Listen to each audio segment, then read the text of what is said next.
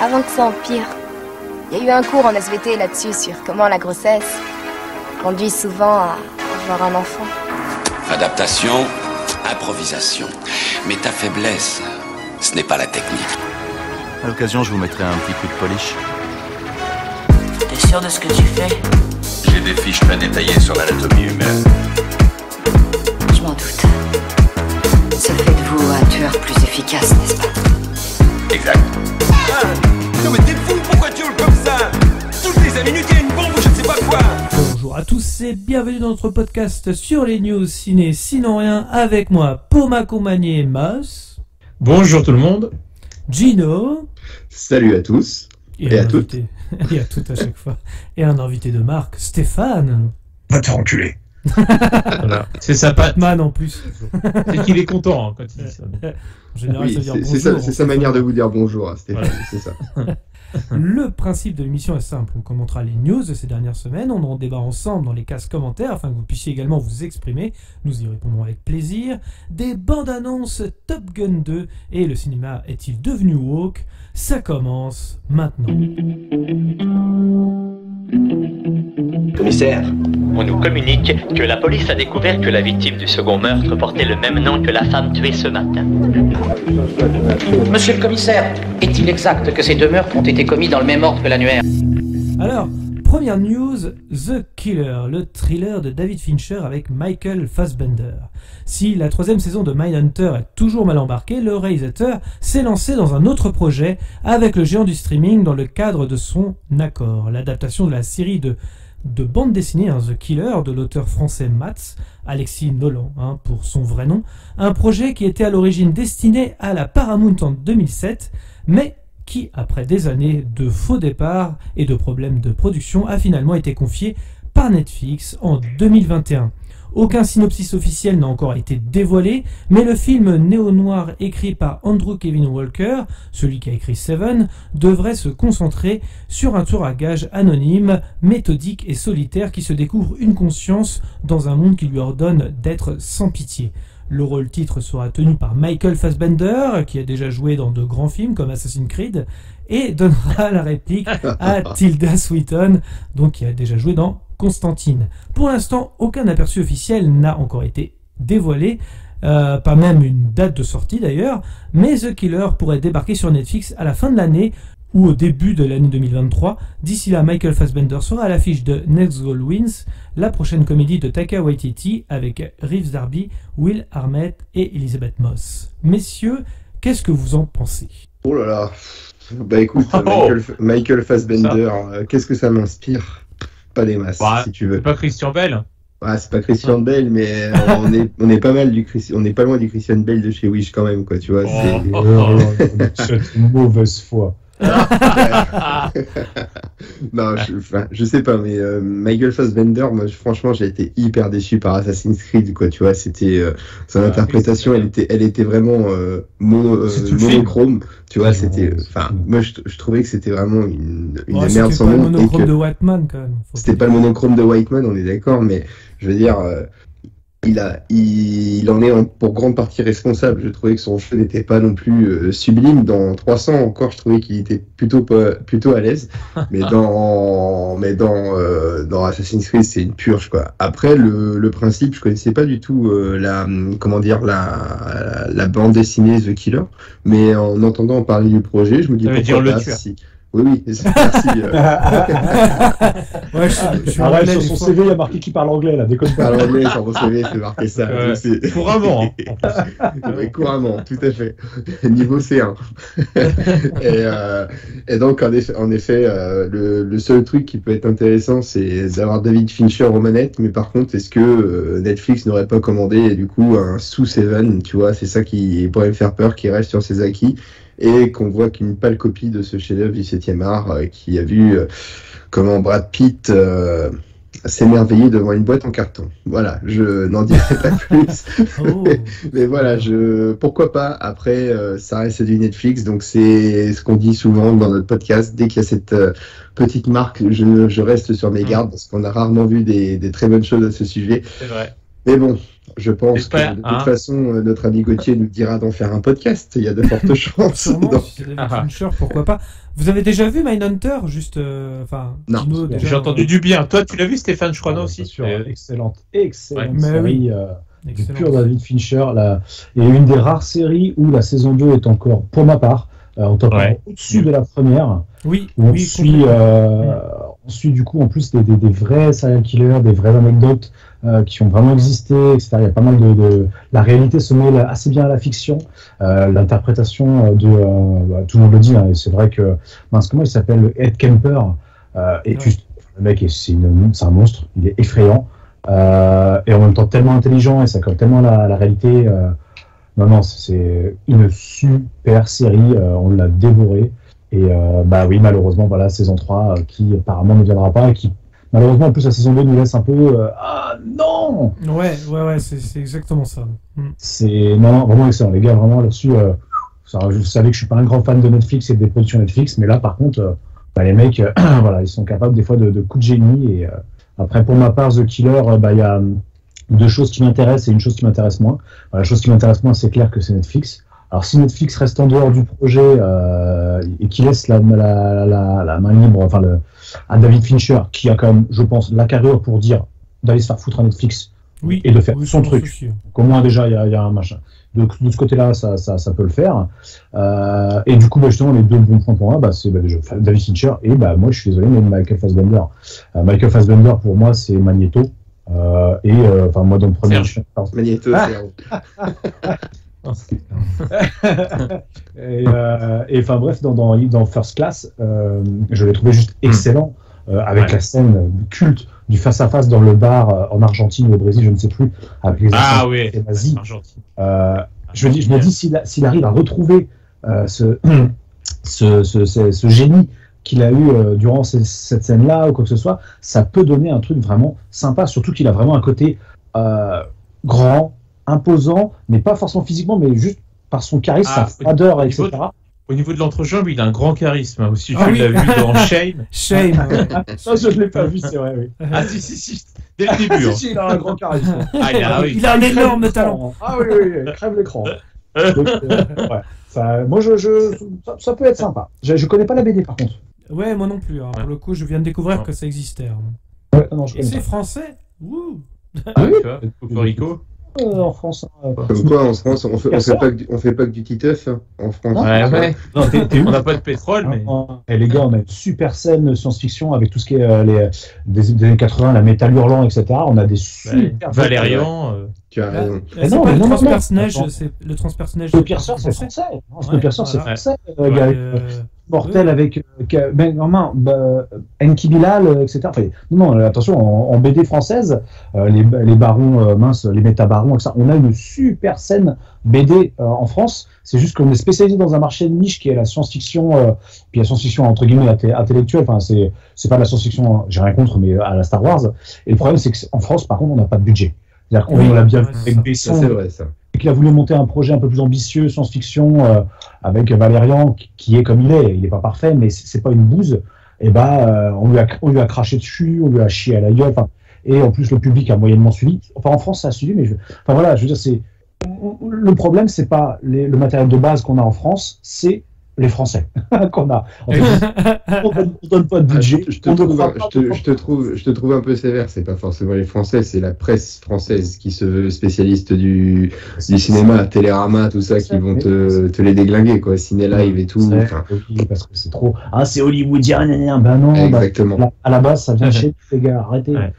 Mais bon, enfin bref, ça c'était la petite parenthèse. Donc juste pour dire, voilà, en BD, on a des trucs sympas en France. Est-ce que la série Mindhunter, c'est la digne suite de Rick Hunter ou pas? Non. C'était la meilleure série du monde. Je suis désolé.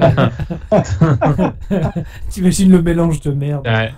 Après Perry Mason, juste derrière. Oui, tout à fait. Et juste avant les dessous de Palm Beach.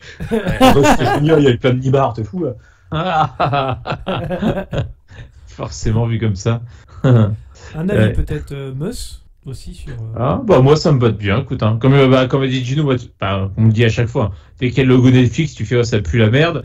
Bon, en même temps, David Fincher, je veux dire, Son CV parle pour lui. Puis, alors, c'était pas un roman graphique, c'était un roman tout court, mais quand tu vois ce qu'il a fait avec Gone Girl aussi plus récemment que Fight Club et que Seven, moi franchement j'adore ce mec, sa mise en scène, tout ça. Donc non, là-dessus, c'était lui qui avait fait aussi Panic Room par exemple, que moi j'aime bien. Oui. C'est un peu le grand Jared Leto d'ailleurs. Ouais. Ah, quel cabotineur celui-là, cabotineur en chef. Non, et avec le sou d'Denzel Washington aussi. Ouais. Forest Whitaker. Oui, c'est vrai. C'est ça. Et ouais, et du coup, aussi le Michael Fassbender, moi j'aime beaucoup aussi. T'as dans les X-Men, effectivement, surtout le premier First Class, avec il y a une vraie osmose, je trouve, avec James McAvoy. Et puis sinon, même dans d'autres films, quand il y a 12 Years a Slave, il fait un salopard d'esclavagiste et il le fait bien aussi. Enfin, tu vois, même un film Eden Lake, comme moi j'aime beaucoup. Oui, c'est vrai. C'était un des premiers films où je l'ai découvert. Avant X-Men. Hein. Un petit film anglais qui est très sympa. Après sympa.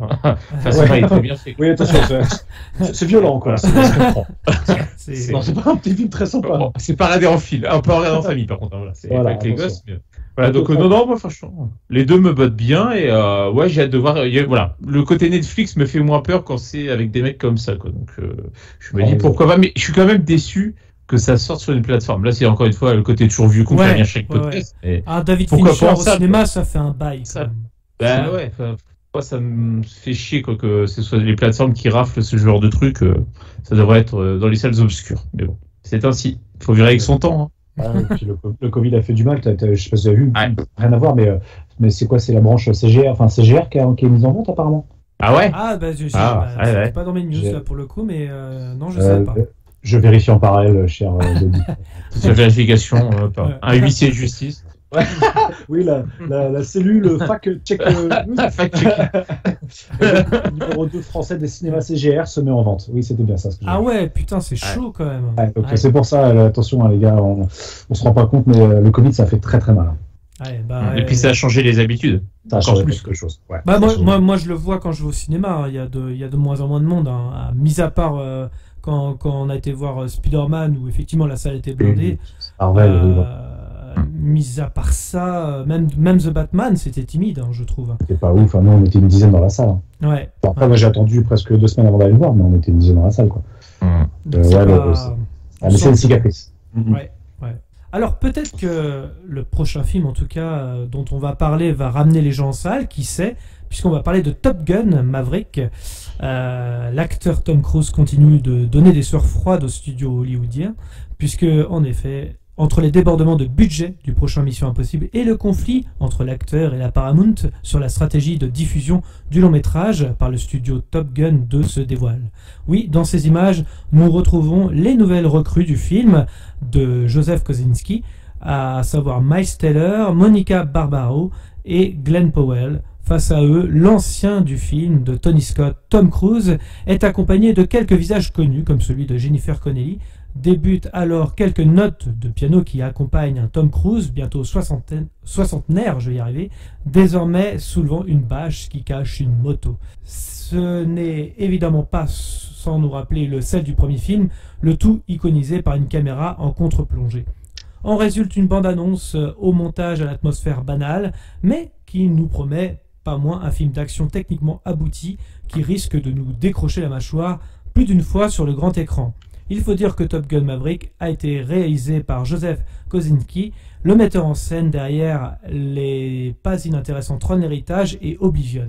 Alors, notons aussi que le cinéaste a embarqué dans l'aventure son propre chef opérateur, Claudio Miranda, nommé aux Oscars pour L'étrange histoire de Benjamin Button et oscarisé pour L'Odyssée de Pi en 2013. De quoi espérer un film aussi visuellement riche que ses précédentes créations. Pour en être sûr, il faudra attendre sa sortie le 25 mai prochain ou, pour les plus chanceux, sa projection lors du Festival de Cannes 2022, a priori prévu pour le 18 mai. Alors messieurs, qu'est-ce que vous avez pensé de cette bande-annonce ? Gino, c'est toi le plus grand connaisseur de Top Gun, a priori. Ouais, a priori. Et je t'avoue que j'ai vu la bande-annonce et j'ai été quelque peu déçu. Alors, pas sur le côté technique et le côté action qui, en effet, comme tu l'as dit en préambule, me semble tout à fait à la hauteur et digne d'une peut-être une future franchise, on va dire ça comme ça, qui est Top Gun, j'en sais trop rien, mais c'est le scénar que semble dévoiler la bande-annonce que j'ai vue, où ce serait le fils de Goose qui serait en opposition avec le personnage de Pete Maverick. Donc ça me gêne un peu, quoi. Tu vois, c'est en gros le gamin qui reprocherait à Tom Cruise que la mort de son père lui est due à lui, à sa fougue, à tout ça. Je trouve le scénario un peu facile. Et moi, je me dis, on tombe trop dans le côté nostalgique où j'ai juste vu, ça dure 1 seconde ou 2, c'est un plan où Tom Cruise c'est avec Jennifer Connelly, il est sur la moto, voilà, comme avec Kelly McGillis en son temps. Enfin bref, je trouve que peut-être que je me trompe, mais le scénario m'a l'air d'être assez classique, assez sommaire, et c'est peut-être ça qui me déçoit là-dessus. Mais sinon, c'est vrai que les scènes le peu qu'on voit de combat ou autre, ça a l'air d'être par contre magnifiquement réalisé. Ça, je n'en doute absolument pas là-dessus. Et puis mérite à Tom Cruise encore qui, à son âge, franchement, si je peux vieillir comme lui, moi je prends. et puis franchement, le gars, tu sens qu'il est toujours à l'aise, il n'hésite pas à y aller, quoi. Il y va au charme. Peur du passage de flambeau, en fait, finalement. Ouais, c'est un peu ça, ouais. C'est un peu ça l'idée. Et toi, Meus?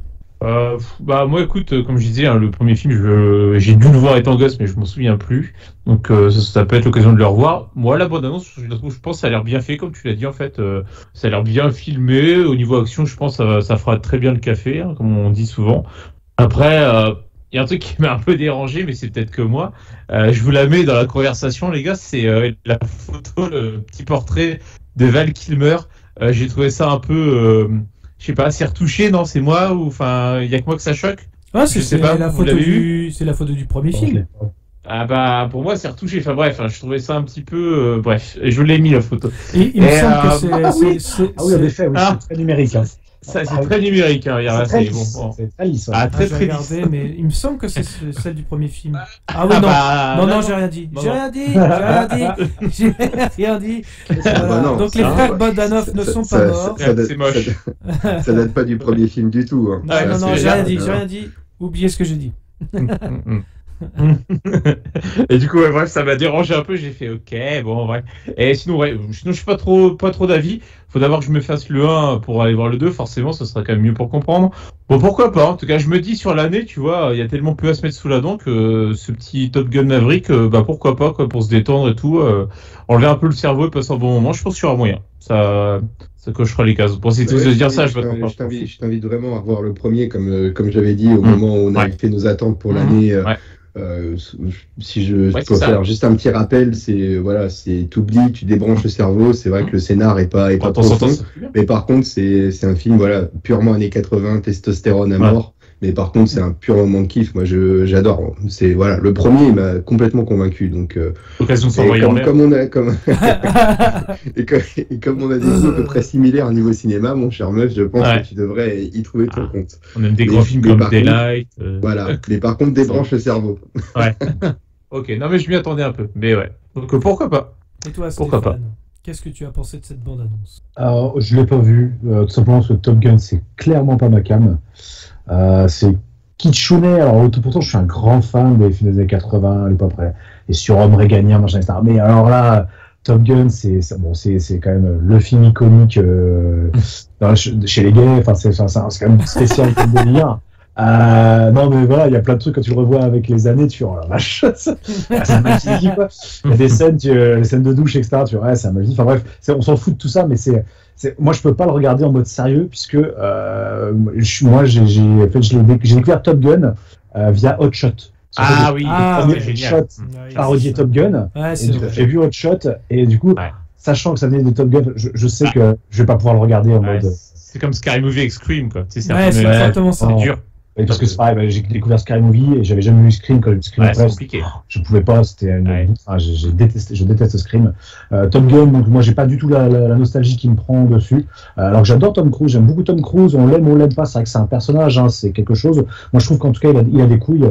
avec tout ce qu'il fait pour Mission Impossible en pleine période Covid, où il a vraiment tout fait pour sauver entre guillemets son film et montrer au studio que non, le cinéma n'est pas mort. Enfin que j'aime le personnage. On aime ou on n'aime pas. Voilà, Mission Impossible c'est pareil. Il y a à boire et à manger dans ses films. Il y a à boire et à manger, mais il a fait des très bons films notamment dans les années 80 avec Né un 4 juillet, moi qui m'avait quand même pas mal retourné à l'époque. C'est assez dur comme film parce qu'il a pas fait que des films d'action débiles. Et voilà. Mais bref, Top Gun, c'est pas ma cam. Je me déplacerai clairement pas pour voir ça. Bah après, tu vois, je suis d'accord avec toi, Stéphane, sur le premier Top Gun parce que j'ai jamais été un grand fan du film, même si à l'époque c'était pareil techniquement plutôt bien fait, mais bon, effectivement maintenant c'est un peu vieilli. Un peu peur de cette suite, un peu comme Gino. Surtout le Blu-ray, je trouve qu'il est pour l'avoir acheté en Blu-ray, c'est vrai que ça a vieilli quand même. Comment dire, le remaster est pas dingue. Voilà, ça je préfère le dire. Ouais. Et c'est, en fait, j'ai un petit peu peur comme Gino du côté un peu trop nostalgique parce que la suite quand même, elle arrive vraiment très longtemps après. Après quand même. C'est violent là. Par contre, si tu... Est-ce que c'est justifié Ouais, je sais pas. Mais c'était un projet qui datait d'avant Covid et il devait sortir, je crois, en 2020. Non, il devait sortir en 2020 en salle et le Covid l'a repoussé. Et je crois, j'affabule peut-être, mais il me semble que Tom Cruise insistait pour que ce film-là ne sorte pas de manière multiplateforme, cinéma ou sur une plateforme de streaming. Il voulait absolument qu'il sorte en salle, si tu veux. Comme son Mission Impossible, hein, là-dessus, on peut tout donner raison. Enfin, oui. Chacun son marché. C'est vrai qu'aujourd'hui, la limite est fine entre les plateformes et le cinéma. Et voilà, des films comme ça, c'est vrai que c'est au cinéma, quoi. Qu'on aime ou qu'on n'aime pas, ça reste des grands films d'action, des films spectaculaires visuellement, etc. Je ne me vois pas sur un 32 pouces Toshiba, comme ça. Sacrilège, je blasphème. Voilà, tu sais qu'ils ont un taux de contraste de seulement 5000 pour 1 et que... c'est la partie technique de l'émission. Ça se savoure en DivX. en 480. Avec ton voisin de devant qui se lève en plein milieu du film. Oui, tout à fait. Non, pour en revenir aussi à la bande-annonce, juste pour compléter. Par contre, si on enlève le côté Top Gun, juste film Tom Cruise, comme il a l'habitude de faire, ça a l'air d'être plutôt sympa quand même. Et là, je parle de côté technique, côté plan de caméra, niveau réalisation. Ça a l'air assez propre. Ça a l'air vachement propre. Et effectivement, j'ai envie de voir ça au cinéma. Il y a un petit casting sympa quand même. Mais et puis même, je sais pas ce que t'en penses, Gauthier. Enfin, toi, t'as plus l'œil que moi, mais on sent pas trop le côté CGI à foison. Je trouve qu'il y a un respect, il y a un respect de, on va dire, comme disait Stéphane, du cinéma, quoi. En gros, quoi. Tu vois, c'est ce côté-là qui me plaît bien aussi dans l'histoire. Je dis pas que je me déplacerai au cinéma pour aller le voir, parce que franchement, le scénar de base, ça m'a l'air d'être quasiment du copier-coller, enfin pas copier-coller du 1, mais je veux dire, on prend des facilités du premier pour essayer de raccrocher les wagons, et je trouve que c'est fait, enfin c'est la bande-annonce qui le montre, mais je trouve que c'est fait de manière assez maladroite. Voilà. Je vois ce que la tu veux nostalgie, dire. c'est clairement il tire sur la fibre nostalgique tant qu'il y a encore des fans vivants. C'est ça. Non mais on rigole, mais malheureusement c'est ça, quoi. Franchement, Top Gun 2, oui, c'est vrai que maintenant que t'en parles, c'est vrai que ça faisait un moment que j'en entendais parler, parce que j'ai un pote qui attend ça, qui est un grand fan de Top Gun aussi, mais pas de Gino, comme quoi il y a d'autres fans de Top Gun. Mais j'ai jamais compris le film, enfin, franchement, c'est... Alors fan, c'est un bien grand mot pour moi. Je veux dire, j'apprécie ce film. Je trouve que quand moi j'entendais surtout, c'était ma mère qui, pour elle, c'est son époque, tu vois, qui m'en parlait. Et quand je l'ai vu, je trouvais que, en effet, c'était vachement intéressant. Et si tu veux, ce que disait Gauthier en préambule, est-ce qu'on va voir une ruée dans les cinémas ? J'en suis pas certain, parce que en effet, c'est vraiment pas notre public, c'est vraiment pas c'est pas non plus une saga qui a traversé non plus, qui a été, comment dire, à cheval entre les années 80 et 90. C'est pas notre public, c'est pas notre génération de trentenaires que ça va intéresser. Ça va être les quinquas ou les fins de quadra qui vont peut-être être plus sensibles à ça, aux émotions que ça leur a procuré, les souvenirs avec la chanson Take My Breath Away de Berlin, voilà, ce genre de choses, mais pas nous. Voilà, c'est pas notre génération qui est la première visée.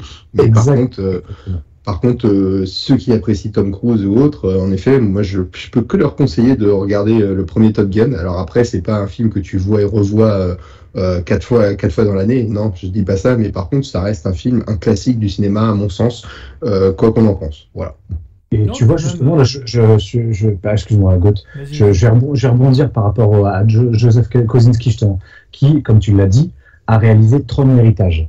Et ben, je trouve le parallèle excellent. Parce que Tron l'héritage, à mon avis, Top Gun ça va faire comme Tron l'héritage. C'est-à-dire que le film n'est pas mauvais, sauf qu'il va surfer un mort sur le côté nostalgique, il va se planter aussi. Parce que Tron l'héritage, il est pas mal. Mais Tron, honnêtement, comme je disais vite fait, c'est pas Retour vers le futur, où c'est une saga qui a vraiment traversé les âges, c'est des films cultes, Terminator, enfin il y a des films cultes des années 80 qui, même un seul film comme ça, culte des années 80, merde aidez-moi les gars, juste pour illustrer un peu mieux l'exemple qu'une saga. Indiana Jones. Ouais, mais c'est une saga aussi. Mais bon, enfin, c'est pour juste souligner le fait que voilà, Tron, c'est pareil. À l'époque, il avait fait son petit, et encore, je crois que même à l'époque, il n'avait pas marché, il me semble, un Tron. Les deux n'ont pas marché, effectivement. Mais voilà, mais c'est et Tron l'héritage, c'est pareil. Je pense que ça va faire comme Top Gun Maverick. Enfin, ça va suivre le même schéma, c'est qu'on essaie de faire du nostalgique, mais sur des licences qui, déjà à l'époque, enfin, n'ont pas aussi bien traversé les âges. Voilà, c'est pas quand on va au Comic-Con, les gars, vous voyez pas des t-shirts Top Gun de partout machin, alors que Jurassic Park, Terminator, Alien, on n'a pas bien vu, on sait pas. C'est pas le genre de film de saga qui a traversé les âges. Donc après, peut-être qu'il faisait froid, peut-être que sous un pull, il y en a un qui avait un t-shirt Top Gun, je sais pas. Le soleil et tout machin. Je sais pas si j'interprète mal ton propos, Stéphane, mais j'ai du mal à trouver un film, comme tu dis, isolé. Tu parles de franchise et on parle souvent là, dans tous les exemples que tu as cités, ça reste que des suites, des sagas qui ont traversé les années 80, 90, 2000. Mais j'ai du mal à voir un exemple d'un film, comme tu dis, isolé. C'est vrai que c'est compliqué. Comme tu disais, Tron, c'était le bon exemple. Mais, si, il y a eu Trainspotting 2, si on veut aller par là, qui est pareil, c'était 20 ans après. Ouais, bien sûr. Qui n'a pas marché non plus, et pourtant qui est excellent. Mais par contre, je rejoins ce que disait Stéphane sur le côté, on surfe énormément sur la nostalgie, et c'est on va dire un prétexte afrique plutôt qu'une véritable intention artistique, quoi. Voilà. C'est ça qui est un peu désolant, quoi. Après, je pense, par contre, je vais prendre le contre-pied, je pense qu'il va faire un succès. Je m'explique. Vous allez me dire ce que vous en pensez, mais je pense que vu les sorties qu'il y a en ce moment, Top Gun Maverick, ça va être vendu comme une marque. Et je pense que les gens disent ils vont voir Tom Cruise en grand sur l'affiche, ils vont dire vas-y viens, on va voir le dernier Tom Cruise, quoi. Tu vois, c'est vrai. Ouais, mais ça marche, je suis pas intimement convaincu, Gauthier. Parce que Tom Cruise, ça parle vraiment à un public à part. Je veux dire, tu diras. Voilà, c'est ça, c'est nos parents. Je veux dire, l'exemple est peut-être mal choisi, mais quand tes parents te disaient, tiens, je te montre, je sais pas, un Louis de Funès, une connerie comme ça parlait à tout le monde et ça pouvait être destiné à un jeune public. Alors que Tom Cruise, ça va évoquer quoi comme souvenir? C'est pas, est-ce que tu te sentirais, toi, si tu étais père de famille, te dire, est-ce que ça va vraiment intéresser mon gamin que je lui montre Top Gun? Je suis pas persuadé, je suis pas intimement convaincu de ça. Non, je lui montrerai Ice White Shot avec Tom Cruise. Non, mais je pense que tu vois, dans le sens contraire, tu aurais plus de facilité à les emmener, comme disait Stéphane, je sais pas, sur un Terminator ou un Retour vers le futur. Déjà, Retour vers le futur, c'est déjà plus adapté à un jeune public, donc là, ça pourrait être une manière de transmettre quelque chose qui t'a ému, toi, gamin, et de faire ressentir ça aux générations futures, si tu veux. Si tu parles de famille, oui, je suis family, je suis d'accord. Je suis ok là-dessus, mais en général, les films de Tom Cruise, en tout cas ces dernières années, c'est des bons films. Ils ont bien marché. Ils ont bien marché au niveau du box-office. C'est rare qu'il se plante, Tom Cruise. Je parle de ces 10 dernières années, on va dire. Voilà. D'une certaine manière, c'est un acteur qui est toujours resté qui a traversé les modes, les époques. Et c'était la mode à l'époque. Ouais, mais T'en as beaucoup quand même qui se sont arrêtés à la frontière des années 90, qui n'ont jamais qu'on franchi le cap, quoi. Et lui, il est resté toujours au top. Et peut-être, est-ce que c'est dû au fait qu'il choisit ses projets? Peut-être parce qu'il est scientologue, en effet. Non, parce que justement, cette période-là, la rigueur.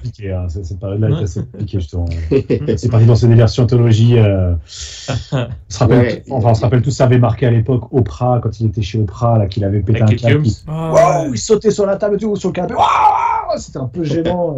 C'était pour la promotion de la guerre des mondes. Ouais, c'est ça. C'est ça.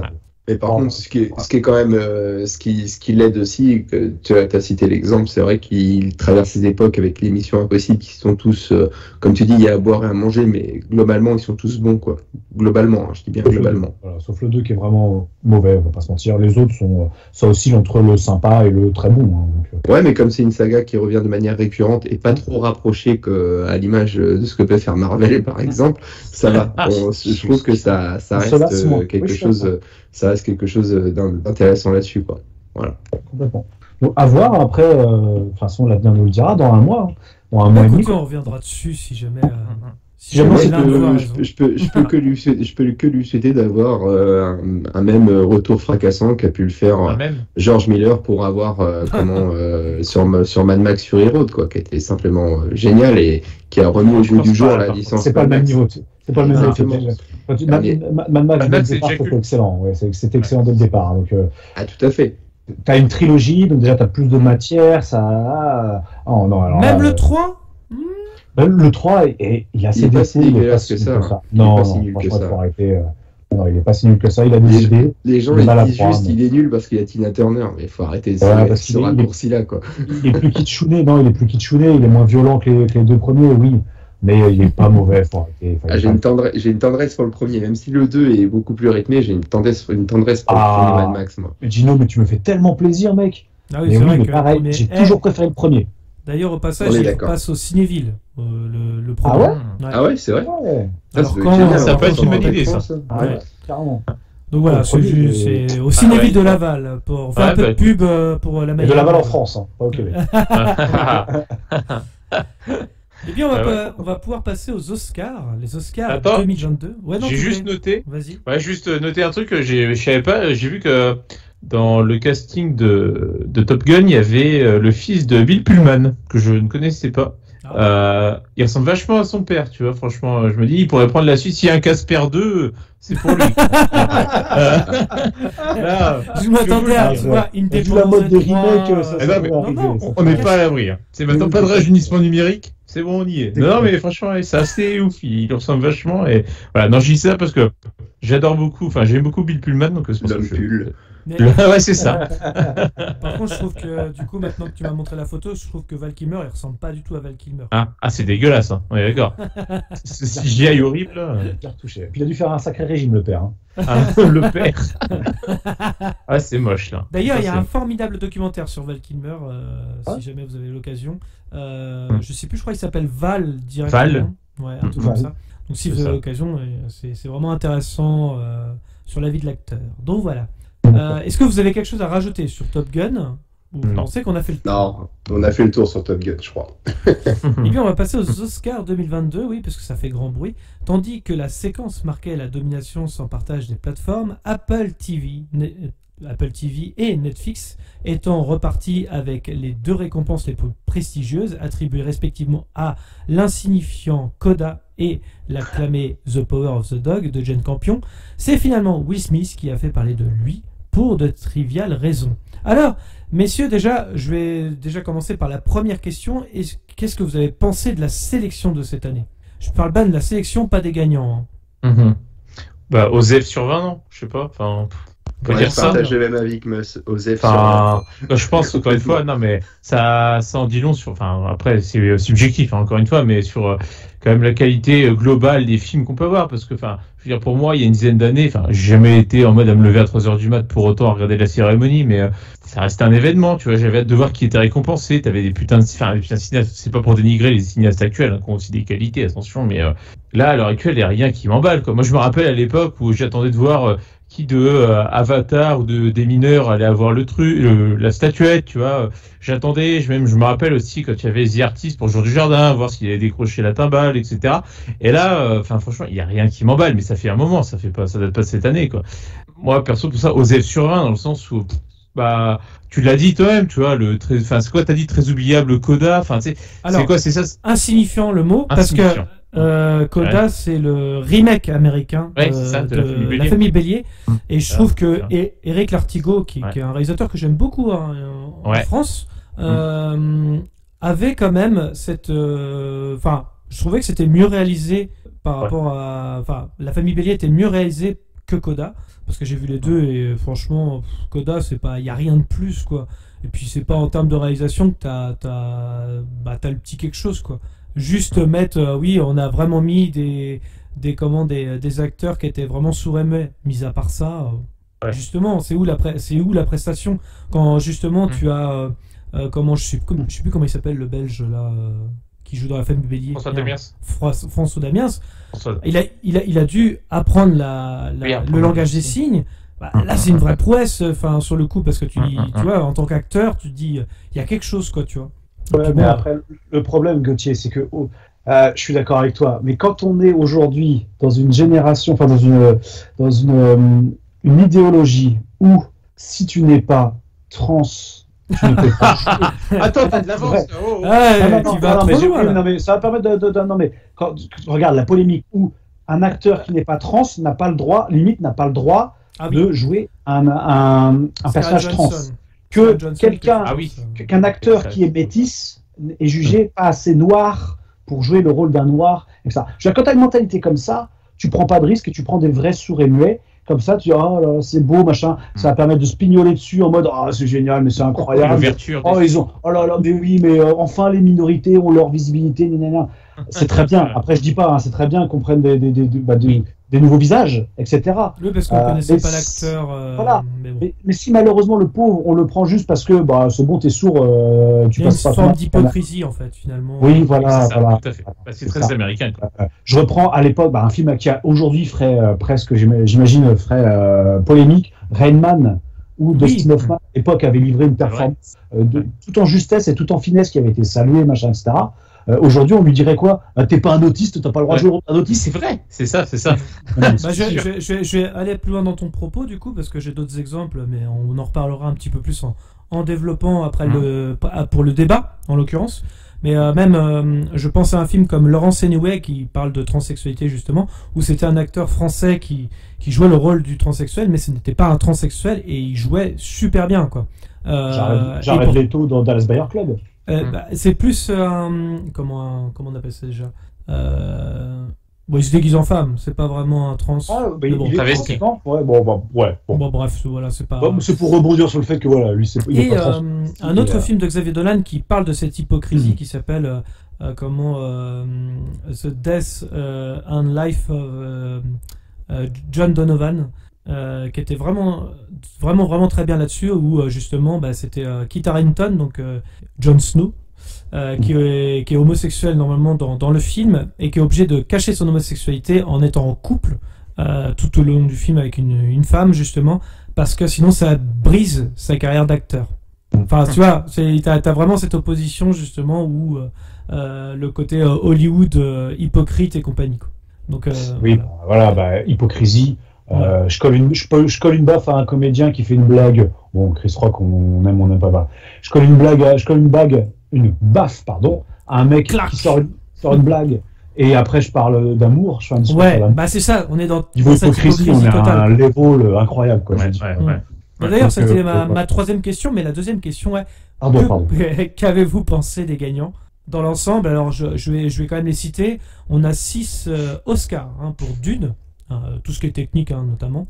On a donc Coda, on l'a dit, c'était meilleur film et meilleur second rôle. On a meilleure réalisation pour The Power of the Dog de Jane Campion. Qu'est-ce qu'il y avait d'autre également? Meilleur scénario original, Belfast, qui a gagné, de Kenneth Branagh.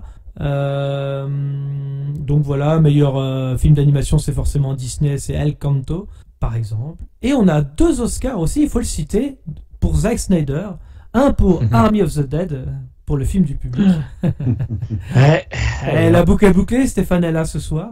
Il a fait le podcast avec nous. Et également aussi donc pour la meilleure scène du public, donc pour Justice League Snyder Cut avec ce Meilleur baiser au MTV Awards. par le singe hurleur. Allez, Satan. Et aussi l'Oscar quand même à titre honorifique pour Samuel L. Jackson. Exact. Où ils nous ont fait aussi une scène de Pulp Fiction avec la mallette. C'est assez drôle. Ouais. En même temps, enfin, comment dire, ce mec, il a une carrière tellement ouf. Hein. Combien de films il a fait, enfin, genre, c'est comme Jackie Chan, attendre combien 50 ans avant de remettre enfin un Oscar, bordel, le mec. Il y a combien d'acteurs à Hollywood qui seraient capables de faire ne serait-ce qu'un quart de tout ce qu'il a fait, si bien en film, en acting, en cascade, en tout ce que tu veux. Oh, c'est affreux, quoi. Mais bon, au moins ça a été fait. Au moins ils ont réparé l'erreur. Et d'ailleurs, je rejoins un peu, parce que quand tu regardes sur les réseaux, tu en as pas mal justement qui disent bordel, la claque de Will Smith, elle a quand même totalement éclipsé justement l'Oscar de Samuel L. Jackson. C'est pour ça que je tenais vraiment à le préciser, parce que merde, moi je trouve ça beau justement de voir deux grands acteurs, Denzel Washington qui remet l'Oscar à Samuel L. Jackson plutôt que d'avoir l'autre débile de Will Smith. Pourtant c'est quelqu'un comme nous tous, je pense qu'il a bercé notre enfance avec des films comme Men in Black, le Prince de Bel-Air. Indépendance Day pour moi. Wild West. Et j'adore. C'est une Madeleine de Proust aussi, Wild West. Mais bon, bref. Voir la déchéance aujourd'hui de Will Smith qui aujourd'hui il en est réduit à coller des baffes. Bon, j'ai même pas envie qu'on en parle plus que ça, même si merde, non, c'est la troisième question. C'est la troisième question. Pardon, excuse-moi Gauthier. Je vais juste faire vite fait les gagnants. J'ai pas vu grand chose, je t'avoue, ces derniers temps cinéma. Dune, sauf Dune bien sûr, et je ne peux que saluer forcément pardon. C'est nul à chier. Dieu, je voulais laisser exprès un blanc, tiens. Je ne couperai pas le blanc. Clairement, la meilleure blague de Mus, quoi. Voilà, Oscar aussi. Au moins. Mais pour le côté technique, clairement, Dune, on aime ou on n'aime pas le côté froid de Denis Villeneuve, en attendant, visuellement, etc. Oui, clairement, il le méritait. Voilà, donc ça c'est fait, ça je suis content. Après voilà, pour le reste, Army of the Dead, on va pas revenir dessus. La Snyder Cut, oui, est-ce que j'aurais choisi cette scène? Pas forcément, mais voilà, et le reste, je n'ai pas vu, je vous laisse la parole, les gars. Moi, je tiens juste à dire, après je te laisse parler de Gino, mais j'aimerais quand même bien voir le film, là, du coup, c'est quoi sur les sœurs Williams, là, du coup, Will Smith a eu l'Oscar. Oui, King Richard. Ouais, parce que je suis sûr, il doit tellement faire de Will Smith, en plus, le truc larmoyant, comme il a fait dans Cette vie, dans À la recherche du bonheur, ou même encore dans Suicide Squad. Le bon père de famille, tu sais, qui se tue à la tâche. Il fait le même rôle depuis À la recherche du bonheur. Mais oui, ça fait 15 ans, le gars, plus de 15 ans qu'il fait le même rôle. Fait tirer les larmes aux ménagères. C'est ça. Ouais. Mais en fait, le problème, c'est que tu vois pas un acteur, enfin, tu vois pas le rôle, tu vois Will Smith, quoi. Enfin, moi, perso, c'est toujours ça, quoi. Je sais pas, j'ai du mal. Bref, donc c'est pour ça, je serais bien curieux de. Ça me fait rire de voir qu'il a eu l'Oscar, genre pour un rôle larmoyant. Il était face à Andrew Garfield, qui cette année, honnêtement, le méritait. Mais quel film, Andrew Garfield Andrew Garfield, c'était pour Tic Tic Boom. Et sachant qu'il jouait aussi dans un autre film avec Jessica Chastain, qui elle a remporté l'Oscar de la meilleure actrice, où il était excellent aussi. Donc bref, rien que pour ça, Andrew Garfield, c'est dommage. Ça me fait chier pour lui. C'est plus subtil, c'est sûr. Mais ouais. Donc voilà. Non, sinon, moi, c'est le reste, pareil. Comme j'ai dit, il n'y a rien qui m'emballe plus que ça. Je suis content pour Denis Villeneuve, au moins pour l'aspect technique, pareil que Stéphane, parce que il le mérite, c'est propre et tout. Il y a toujours, comme je dis, dans son cinéma, une certaine froideur qui ressort, mais pour autant, c'est hyper propre, c'est hyper bien fait, c'est maîtrisé. Donc ça, on pourra jamais lui enlever. Et donc c'est pour ça que c'est complètement mérité. Et voilà. Et le reste ne m'inspire pas de commentaires particuliers. Voilà. D'accord. Et toi, Gino? Ouais, écoute, moi, tu vois, les nominés plus les gagnants, ça m'avait fait ni chaud ni froid, si tu veux. Cette cérémonie, comme tu dis, elle a été totalement éclipsée par Will Smith. Donc là, j'ai appris avec plaisir par Stéphane que Samuel Jackson avait été récompensé. Et je trouve ça très bien. Je partage votre avis également. C'est un acteur que j'aime beaucoup. Comme tu dis, en plus, si ça a été remis par Denzel Washington, c'est une belle ode au cinéma. Je trouve c'est plutôt intéressant. Et puis, je vais pas m'étendre trop sur les gagnants ou quoi que ce soit, mais moi, je suis content que Jessica Chastain ait remporté l'Oscar de la meilleure actrice, parce que c'est une actrice que j'aime beaucoup. Ouais. J'aime beaucoup cette actrice. J'avais découvert dans Seul sur Mars, je crois, avec Matt Damon, où je la trouvais plutôt drôle en capitaine de vaisseau. Je la trouvais trouvée intéressante dans ce rôle-là, et puis surtout dans le grand jeu. Je crois que c'est comme ça. Oui, le grand jeu où elle joue le rôle d'une organisatrice de club de poker clandestin. J'ai trouvé ça vachement intéressant et ouais. Donc superbe Dans découverte. le film, tu la reconnaîtrais pas. Elle est vraiment grimée de ouf. Ouais. Elle joue une Non, mais activiste j'aime bien cette catholique actrice. dedans, c'est excellent. Si jamais J'aime vous bien avez cette l'occasion. actrice et je trouve que c'est mérité. Après, voilà, vous connaissez mon avis sur Army of the Dead et la Snyder's Cut de Justice League. Voilà, je ne vais pas m'éterniser là-dessus. Et Denis Villeneuve, bah écoute, si son travail a été récompensé, c'est très bien. C'est vrai que je suis pas, comment dire, c'est vrai que c'est toujours très propre, ça je l'avais toujours dit, techniquement c'est toujours bien, mais moi c'est pas des univers qui me transcendent en fait, les grands... Ouais, mais... Voilà. Tu l'avais pas vu, Dune, toi, Gino? Excuse-moi. Non, j'ai pas vu Dune, mais par contre, Ah, je me souviens, si tu veux, j'avais vu le dernier film que j'ai vu, ça date, hein, c'est le Blade Runner 2049, oui, pas mal, mais moi je trouvais que justement, c'est ce côté un peu trop maîtrisé de Denis Villeneuve qui me faisait regretter un peu celui de Ridley Scott. Voilà. Mais hormis ça, sinon, oui, c'est vrai que techniquement, comme vous dites, c'est impeccable, et c'est à partir du moment où quelqu'un fait bien son travail, c'est normal qu'il soit récompensé, quoi. Ouais, c'est ça surtout. Forcément, voilà. C'est bien. Quoi. Donc voilà Et ce que je peux dire sur les gagnants. Après, Denis Villeneuve, il fait quand même une belle carrière après sa carrière en Formule 1, je trouve. On peut pas lui enlever ça. Ouais, je crois que tu confonds avec son père Gilles et son frère Jacques. Ouais, autant pour moi alors, excusez-moi. Jacques champion avec une Williams quand même, faut le rappeler quoi. Toi le grand amateur de Formule 1. Ouais, tout à fait. Petit clin d'œil. Pour revenir un petit peu aux Oscars, moi je suis content pour Belfast aussi, j'ai beaucoup aimé le film, qui est toujours au cinéma d'ailleurs, si jamais vous avez l'occasion d'aller le voir. Après, qui gagne le scénario original, je sais pas si c'était le bon prix à lui accorder. J'aimais beaucoup la photographie en noir et blanc de Belfast.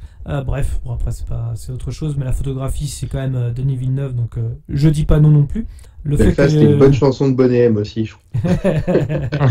Mais qu'est-ce que tu racontes? Non, par contre, ce qui était un peu honteux, c'était parfois la sélection, comme Spider-Man No Way Home dans les effets spéciaux alors qu'ils étaient même pas terminés. Des fois c'était des arnaques totales quoi. Ouais. Tu sens que Disney est derrière et il graisse la patte des Oscars à fond quoi. Bien sûr. C'est ça le problème des presque monopoles disons. Ouais, on va en reparler après, ça va être encore pire plus tard dans quelques années. Ouais. Mais je trouvais que c'était un petit peu voilà. C'est pareil pour la réalisation, pour The Power of the Dog, je trouve que c'est, enfin moi le film il est pas extraordinaire au niveau de la réalisation. Et là, je vais mettre un pavé dans la mare, mais je pense que pourquoi Jane Campion a gagné, parce que c'était la seule femme qui a été nominée aux Oscars en tant que réalisatrice. Il fallait le donner à une femme. Sûr.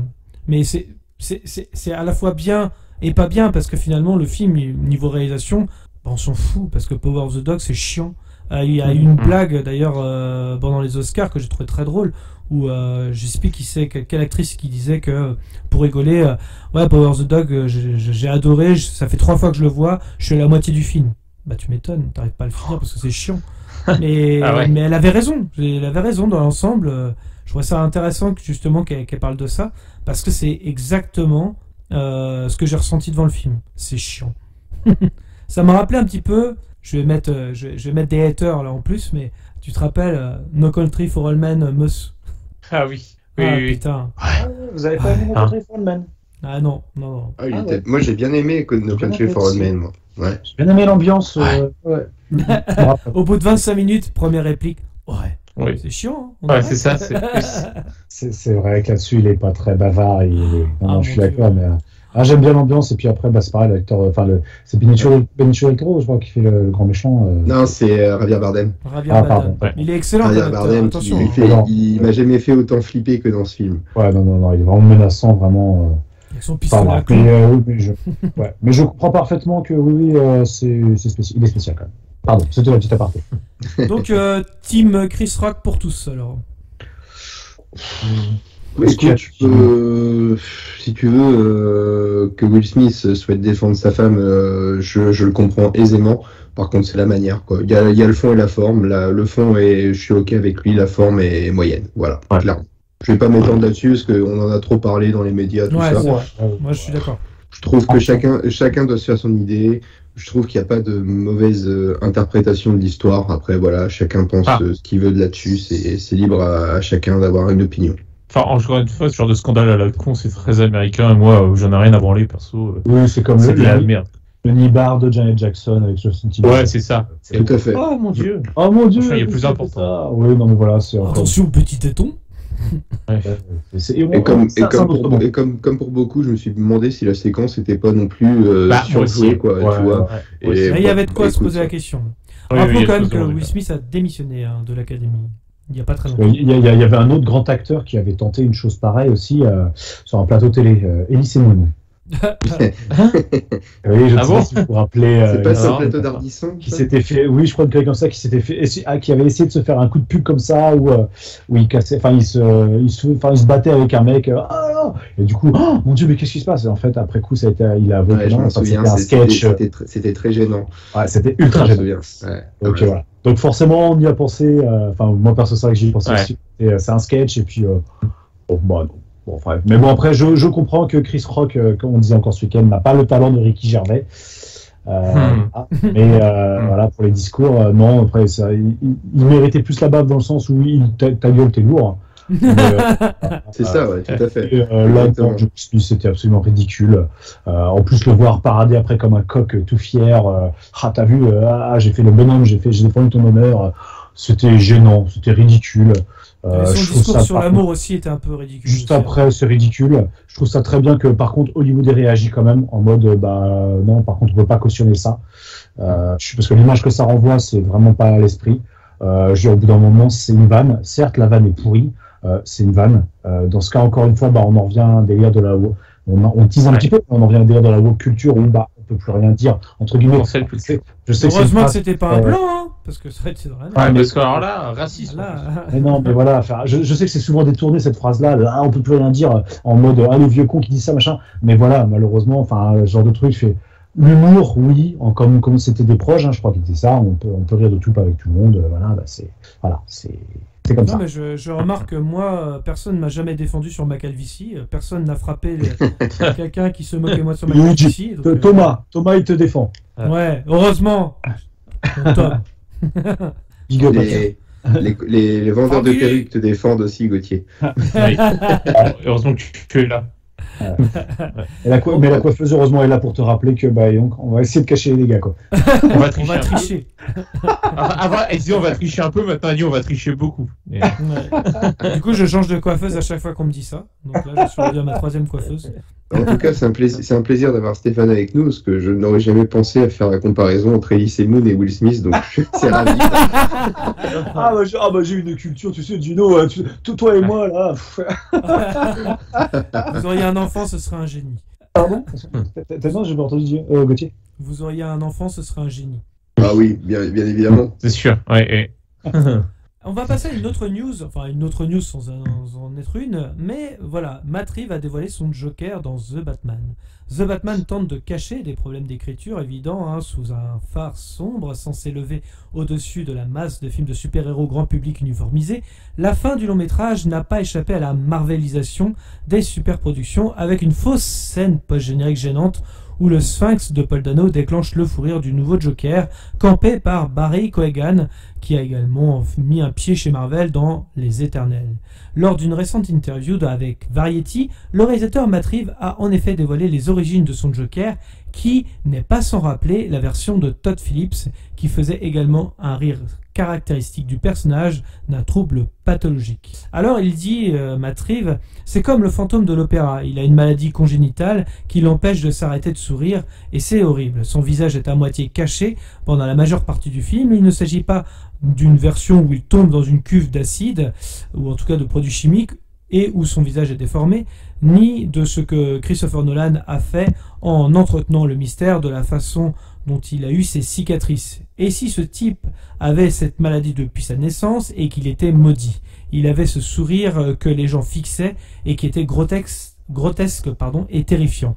Même enfant, les gens le regardaient avec horreur et ils disaient « Ok, tout ça n'est qu'une blague, c'est sa vision nihiliste du monde ». Alors messieurs, Déjà, est-ce que vous avez vu l'extrait en question, puisque là, on voit vraiment le visage du Joker dans ces 5 minutes dévoilées sur YouTube. Et qu'est-ce que vous en avez pensé, tout simplement? Bah, je peux essayer de me jeter à l'eau si tu veux. Toi, t'as pas vu le film en plus, donc ça peut être intéressant. J'ai pas vu The Batman, donc pas encore. Du moins, je me tâte à aller le voir s'il est encore disponible dans des petites salles dans les 2 semaines qui arrivent. Pourquoi pas, si jamais j'ai cette chance. Sinon, j'attendrai sur Canal l'année prochaine, pas bien grave. Et non, sinon, l'extrait, je l'ai regardé vraiment en filigrane, on va dire ça comme ça, quoi. Je suis juste allé voir le fameux visage en question. C'est vrai qu'il a un visage assez effrayant. Je trouve que c'est plutôt réussi côté maquillage. Après, sur les origines que veut indiquer Matt Reeves, bon, écoute, je trouve que si c'est pour dire je fais un Joker différent, très bien, pourquoi pas. Mais de là à presque dénigrer un peu les visions qu'en avait Tim Burton ou Christopher Nolan des Batman des Jokers précédents, je trouve ça un peu naze. Voilà, c'est mon propre avis. Mais je trouve que justement quand il parle à la fin de dire ok, tout ça n'est qu'une blague, c'était sa vision nihiliste du monde, je trouve que le côté nihiliste, Nolan l'exprimait très bien dans son film, justement, quoi, en disant que c'est quelqu'un qui ne veut que le chaos, qui ne réfléchit à aucune règle. Voilà. Et moi, je trouvais ça plutôt intéressant. Mais vraiment ceux de Nolan. Moi, je trouve qu'il critique. Après, c'est peut-être mon interprétation qui est mauvaise. Je pense que... Non, je pense pas. C'est juste que lui, il voulait son Joker à lui insuffler sa propre histoire, etc. Pour ma part, l'histoire, je trouve ça bien. Je trouve ça donne un lore au personnage. Alors, je dirais pas nihiliste par rapport au Joker de Nolan. Je dirais anarchiste. C'est pas la même chose. Nihiliste, justement, c'est beaucoup plus sombre, beaucoup plus destructeur, autodestructeur. C'est plus, on est plus, le nihilisme pour moi, c'est plus ça. Sur Nolan, on était plus sur un Joker anarchiste qui clairement, de façon montrer quand il brûle la montagne de billets, qui en mode ils s'en foutent, mais on s'en fout. Some people just want to watch the world burn. Moi aussi, j'ai CV sur mon anglais, sur mon CV. Et non, enfin bref, moi j'aime bien parce que ouais, on l'a encore revu vite fait. Je pense, on avait regardé vite fait ce week-end là encore. Et le visage est vraiment dérangeant. Et oui, complètement, on a du mal à le regarder. Hein, vraiment, on a du mal. Je me vois mal d'avoir quelqu'un en face de moi arriver malheureusement à supporter à tenir le regard à une personne aussi déformée. C'est vrai que c'est. Je suis d'accord. C'est très dur. Un peu le phénomène gueule cassée dans les années 14-18, tu vois. Après, ouais, c'est ça. Je suis d'accord. Exactement ça. Après la Première Guerre, c'est exactement ça. La gueule cassée, t'as très bien. C'est très juste. C'est exactement ça. Donc moi, je trouve ça très bien. Justement, un Joker différent, dérangeant et pas cartoon, parodique comme on a pu avoir avec Jared Leto. Enfin, c'était une catastrophe. Au moins, on a encore une fois un Joker différent. Et ça rejoint le Batman, parce que dans la bande dessinée Batman, le Joker a, déjà maintenant on est rendu au fait que Joker a plusieurs identités, enfin bon, bref, on s'en fout pour ça, mais c'est surtout que du coup, voilà, différentes personnalités, différentes origines, différents Jokers, des Jokers en fonction des années, des décennies, très sombres, très violents, très effrayants, d'autres plus clownesques, etc.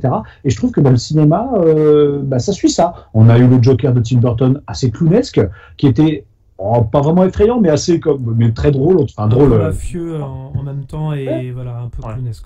Voilà, on a eu le Joker de Nolan, qui était beaucoup plus sérieux, beaucoup plus anarchiste, enfin machin, etc. Bon, Jared Leto on va parler. On va parler.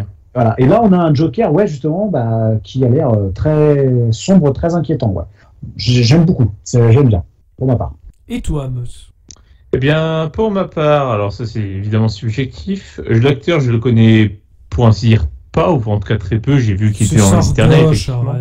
Ouais, c'est ça, oui, c'est vrai qu'il y a un truc. C'est vrai, il y a ça qui est un truc. Mais non, mais alors, ça c'est subjectif. Je trouve qu'il a absolument pas la gueule d'un Joker, pour ma part, donc ça me dérange. Mais bon, si j'étais le caster, je crois moi que je l'aurais pas pris. Mais après, peut-être qu'il est un très bon acteur, et donc peut-être que dans un prochain film Batman, il me fera mentir, je dirais, ah ouais, finalement, il était excellent. Et voilà, je demande qu'à me tromper d'ailleurs. C'est le seul qui jouait bien dans Les Éternels. D'accord, combat. C'est encourageant malgré tout, du coup, tu vois. En tout cas, là, je parle au niveau du visage, du physique. Il a, je sais pas, au niveau du nez, ça, pour moi, j'imagine pas le Joker comme ça. Mais pourquoi pas, hein, bon, t'imaginais pas Julien Lepers sans Batman non plus à l'époque, quoi. j'ai grandi avec ce film, donc je l'ai jamais critiqué, t'es fou, toi. Mais non, voilà. Non, je sais pas, moi, il me donne l'impression d'une sorte de, je sais pas, Macklemore sous acide peroxydé, tu vois, déformé, je sais pas, je sais pas. Puis surtout, sa scène au cinéma était malaisante, mais à un point, un ami, ah, franchement, non. Ça, je te rejoins, parce que ça m'a un peu sorti du film. Alors que je pense que s'ils avaient supprimé cette scène-là et mis celle-là à la place, j'aurais compris. Peut-être. Là, je suis assez d'accord. Par contre, c'est vrai que autant le physique, bon, je suis pas complètement convaincu, mais c'est beaucoup plus sérieux, c'est beaucoup mieux dans le ton du film que la scène avec le Riddler là. Oh là, j'ai fait oh putain, non, pas. Ouais, comme dit Gauthier, pareil, ça m'a sorti du film en mode, mais non, mais ouais. Pourquoi ça? Comme un cheveu sur la soupe. C'est gênant, quoi. C'est gênant. Ah ouais, non. Et puis, du coup, le problème aussi, ce qui me dérange, c'est que on a un Batman jeune, donc on a un Joker assez jeune, c'est assez dans le ton, mais je sais pas, tu vois, je me dis, comme je dis, ouais, parce que ce que je veux dire, c'est peut-être le doublage qui fait ça, mais quand je dis en sortant de la scène, je me suis dit, on dirait un Joker qui sort du lycée, un peu, je sais pas, c'est trop jeune, je sais pas, c'est comme ça que j'imagine. Ça m'a dérangé, vraiment. Et puis, ça veut dire qu'il est déjà arrêté par Batman, ou a priori, en tout cas, on peut le penser. Oui, c'est ce que disait Matt Reeves, justement. Du coup, ce sera quoi après ce sera en gros, Flashback. C'est un des premiers ennemis. C'est un des premiers ennemis qu'il faut en prison. Ouais. Et c'est pour ça qu'il le connaît en fait et qu'il lui donne le dossier du Riddler pour essayer de. Tu peux m'aider parce que là, il doit être aussi cinglé que toi, donc tu dois le connaître. Et d'ailleurs, je sais pas si vous avez vu dans la scène, il prend justement comment on appelle ça déjà, un attache dossier, sûrement pour se libérer par la suite. Je sais pas si mais tu vois, t'as le Némésis principal qui a déjà arrêté. On se doute bien qu'il va s'échapper pour qu'il y ait un film avec lui, etc. Mais je sais pas, ça. Ce sera pas le méchant. Hein. Ouais, mais après, je demande qu'à voir le traitement qu'il y en aura de fait à terme. Tu vois, je suis pas fermé. Je demande qu'à voir. Bon, là, je suis sceptique et pas vraiment convaincu, mais pour autant, je salue quand même la proposition et je ferais 1000 fois ça. Hein, Jared Leto qui cabotine, c'est nul, qui a rien compris, quoi. Évidemment. Mais on en revient un petit peu au livre de Victor Hugo, L'homme qui rit. Parce que justement, dans L'homme qui rit de Victor Hugo, en fait, les gens, ils ont du mal à regarder son visage à cause de son sourire éternel. C'est probable. C'est vrai que je pense que c'est peut-être un rapport directement. Certainement. Et ce sera, j'espère que ce sera plus subtil que le Joker de Todd Phillips, qui est un bon film, mais que j'ai trouvé un petit peu trop exagéré au niveau de l'interprétation, de la maladie mentale. C'était un peu trop surjoué par moments, c'était un peu trop. J'espère que ce sera plus subtil, amené de façon plus subtile, vraiment pour qu'on voit vraiment le trauma du gamin, etc. Parce que on imagine, aujourd'hui, les gamins ont toujours été violents entre les mots, que ce soit physiquement ou par les mots, mais je trouve c'est de pire en pire. Et donc, si vraiment là, on arrive à montrer vraiment la souffrance du gamin, la méchanceté physique et morale, moyen de faire un truc vraiment sympa, où du coup, encore une fois, et c'est ça qui est intéressant avec le Joker, c'est un peu comme Magneto, c'est que c'est un méchant, mais qu'il y a des fois en même temps, presque on aurait pitié de lui, on arrive à comprendre, on ne cautionne pas, mais comme le Joker de Todd Phillips, où là par contre c'est assez bien foutu, c'est qu'en fait, c'est violent, machin, mais on est presque en mode, mais est-ce qu'il, putain, il y a des trucs sur lesquels, est-ce qu'il n'aurait pas raison, quoi, quand il dénonce toute la société, tout le traitement qui est fait aux personnes mentalement dérangées, enfin même avec des problèmes mentaux, machin, il y a plein de choses où il y a des sujets où tu te dis, ah merde, il a peut-être raison. Après, quand tu vois ce qu'il fait, tu fais, oh putain, non, c'est pas possible, quoi, mais on tombe dans l'extrémisme. Moi, je pense qu'on aime tous les méchants comme ça, comme Magneto qui veut, si on s'arrête au scénario de base, oh bah oui, il veut battre les X-Men, il veut tuer les gens. Non, c'est quelqu'un qui n'a plus foi en l'humanité, qui a déjà vu des horreurs par le nazisme, etc. Et le Joker, il y a un peu ce côté-là, c'est un méchant qui a plusieurs facettes et qui est intéressant à traiter. Donc là, s'ils amènent ça de façon assez intelligente, là en tout cas dans la description, je trouve ça intelligent, moi. Je trouve ça intelligent, c'est amené intelligemment en tout cas. La déformation physique, le regard des autres qui l'ont fait petit à petit, qui l'ont mis à part, quoi. Et ça peut être traité de façon intelligente, ça peut être intéressant, je trouve, de mettre Joker comme ça. Et pas un inconnu qui débarque de nulle part, comme on a eu jusque-là, plusieurs interprétations, enfin voilà. Mais en tout cas, le maquillage est super réussi. Un peu comme la prothèse du pingouin. Donc, à voir ce que ça va donner. C'est vrai que et HBO, quand même, il faut le dire, a annoncé quand même 2 séries, à la fois pour le pingouin et Arkham Asylum. Donc on retrouvera sûrement ces personnages-là dans les séries J'adore, moi, HBO. de pouvoir voir des films au cinéma et être obligé de me coltiner des séries à côté pour avoir des compléments. Non, comme tu ça. seras pas obligé de regarder les séries. ou Marvel, les- Agent du Shield. Hein. Ouais, Ouais. c'est- Non, c'est tu seras pas, ils l'ont dit, hein, de toute façon, même Matt Reeves, qui va chapeauter les projets, les 2 projets, tu seras pas obligé d'avoir vu. Enfin, tu vois, si tu fais The Batman 2, ce sera quand même à part, quoi. T'es pas obligé de voir les séries pour, tu vois. J'espère. Après, Ouais, sur enfin, le- il y aura des clins d'œil à la série. Ah, Oui, tiens, bah, oui, bien ils sûr, ont mais il y a toujours Oui, des easter eggs, oui. c'est logique. Ça appartient au même univers, donc ils vont être obligés, si tu veux. Ouais, enfin, non, Mais ce tu côté seras pas mélange de obligé. formats, ça me saoule. C'est Ah bah ouais. c'est Disney, quoi. C'est Disney, quoi. Ah ouais, non, mais j'y arrive. C'est- Franchement, ça, ouais. désolé, vieux con, hein, mais là. Non, mais Bah, c'est- moi, ce qui me normalement, rassure- un bon film doit se suffire à lui-même ou une saga Mais doit ouais, se suffire tout à elle-même fait. au Tout à cinéma, mais pas. Moi, ce qui C'est peut voilà, me c'est au plaire même dans- format. Ouais, Ce qui non, peut je me suis plaire d'accord. dans Je ce partage projet-là, votre avis là-dessus, ouais. Je partage tout ça. Ce qui peut me plaire, moi, dans ce projet-là, c'est que déjà, il y a 2 choses. Contrairement à des séries comme CW. Déjà, on est sur HBO, donc full pognon. Déjà. On sait qu'on aura les moyens C'est de. vrai. Et que c'est chapeauté par Matt Reeves. C'est-à-dire qu'il va même réaliser des épisodes, il va être derrière le projet pour que son univers soit cohérent. Il veut le développer à fond. Donc je me dis, voilà, il y a quand même 2 choses qui font que ça peut être intéressant. Avoir le Contrairement à traitement qu'il Marvel. donne au personnage. Avoir le traitement qu'il donne au personnage. Parce Oui, que bien sûr. le problème, c'est que quand tu adaptes des BD comme ça, on va pas se mentir, ça peut vite virer au nanar. Ah Donc, oui, oui. euh, Arkham Asylum euh, notamment. Arkham Asylum, ça peut être. Ça peut être très bien, parce que, en fait, alors je sais pas si vous reprenez la BD, parce qu'il y a une BD qui a été faite, il y a une BD de Arkham Asylum, qui est alors il y en a même plusieurs, parce qu'il y a les patients d'Arkham, et il y a Arkham Asylum. Arkham Asylum, personnellement, moi, pour moi, c'est mon roman graphique Batman préféré, qui mêle à la fois prise de vue réelle, peinture, et, enfin, du coup, encre, classique, et à voir. C'est une ambiance, c'est malsain, c'est excellent. Donc, s'ils arrivent à retranscrire, ne serait-ce qu'une infime partie de la BD, ça peut vraiment être sympa. Il y a des patients qui sont vraiment pas forcément connus, mais qui peuvent être aussi intéressants. Dans les patients d'Arkham, en fait, ça suit l'histoire d'un petit criminel, voilà, d'un mafieux, qui pour échapper à la peine de mort, fait un peu comme vous au-dessus d'un nid de coucou, se passer pour un fou. Ouais. Et sauf qu'en fait, bah oui, mais l'asile d'Arkham, c'est pas l'asile de Mayenne. C'est un peu plus violent. Et en fait, il s'en rend compte. En fait, il se fait complètement torturer. Enfin, et il finit, mais en devenant le méchant. C'est comment le requin blanc, je sais plus. Enfin bref, il finit défiguré, il finit complètement fou, et vraiment fou. Donc, enfin bref, s'ils arrivent à mélanger tout ça, ça peut donner une série sympa. Par contre, voilà, attention, parce que la limite avec le nanar peut vite être franchie. Oui, complètement. Bah après, c'est. Ouais, ça, je suis d'accord aussi hein, dessus. Mais je sais pas, je me dis que HBO plus Matt Reeves aux commandes, j'ai envie d'y croire quand même. Je dis pas que ça va être le cas, hein, attention, hein, enfin voilà. Mais avec le J'y crois côté plus qu'à Top poisseux, le côté poisseux, le côté machin, je sais pas, j'ai envie d'y croire un petit peu. Surtout qu'HBO, voilà, ils ont aucune limite, ils en ont rien à foutre. On a vu ce qu'ils ont fait avec Euphoria ou comme avec Game of Thrones. Enfin, je sais qu'ils ont aucune limite, quoi. Donc c'est ça qui est intéressant avec eux. Et puis niveau pognon, ils mettent l'argent sur la table, quoi, ça se voit. C'est pas CW, c'est pas Gotham, c'est pas. Oui, Ouais. voilà, oui. Hein, vous voyez ce que je veux dire, quoi. Les Mhm. séries Ouais, d'ici, mon Dieu. Là, là, on est dans le nanar. Oui. On se rappelle tous de ce La film, limite, la c'est fin. qu'il n'y a pas de limite. Et bien, on va La commencer. On naissance. va finir avec la dernière news et ensuite on va enchaîner avec le débat, puisqu'on va parler d'un talent en or massif. Alors, qu'est-ce que c'est que ce projet? En fait, nous pourrions bien assister, tout simplement, au grand retour de Nicolas Cage avec un film qui pourrait être son last action hero.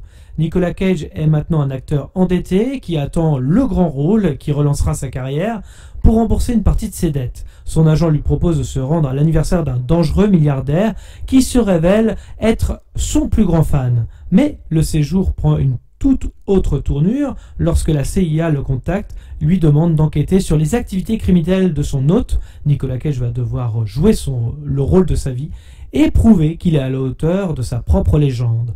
Réalisé par Tom Gormican, d'après le scénario coécrit par Kevin Etten, un talent en or massif, est prévu pour le 20 avril 2022 au cinéma, donc avec Nicolas Cage, tout simplement, Pedro Pascal, Sharon Organ, donc c'est l'ex-femme de Cage, Tiffany Haddish, qui a joué dans Vivant, Lily Sheen, la fille de Cage, Jacob Scipio et Neil Patrick Harris, agent de Cage, tout simplement. Et qu'est-ce que vous avez pensé de cette bande-annonce ? Eh bien, écoute, pour l'avoir regardé juste avant le podcast, moi, ça m'a bien convaincu. Je trouve que moi, je suis complètement client de ce genre de scénar complètement grotesque et tout. Mais voilà, Nicolas Cage, moi, ça me parle beaucoup. Voilà, surtout qu'il y a des références faites à un film que j'adore qui est Volte-Face. Ça embrouille. T'as reconnu ses flingues, hein ? Ouais, j'ai reconnu les flingues et puis... Un abricot. Oui, exactement.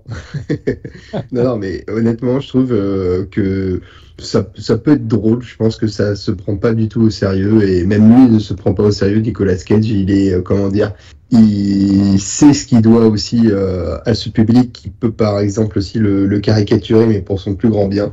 Donc, écoute, moi je suis client. Je trouve que la bande-annonce m'a plutôt convaincu et j'ai hâte de voir ça.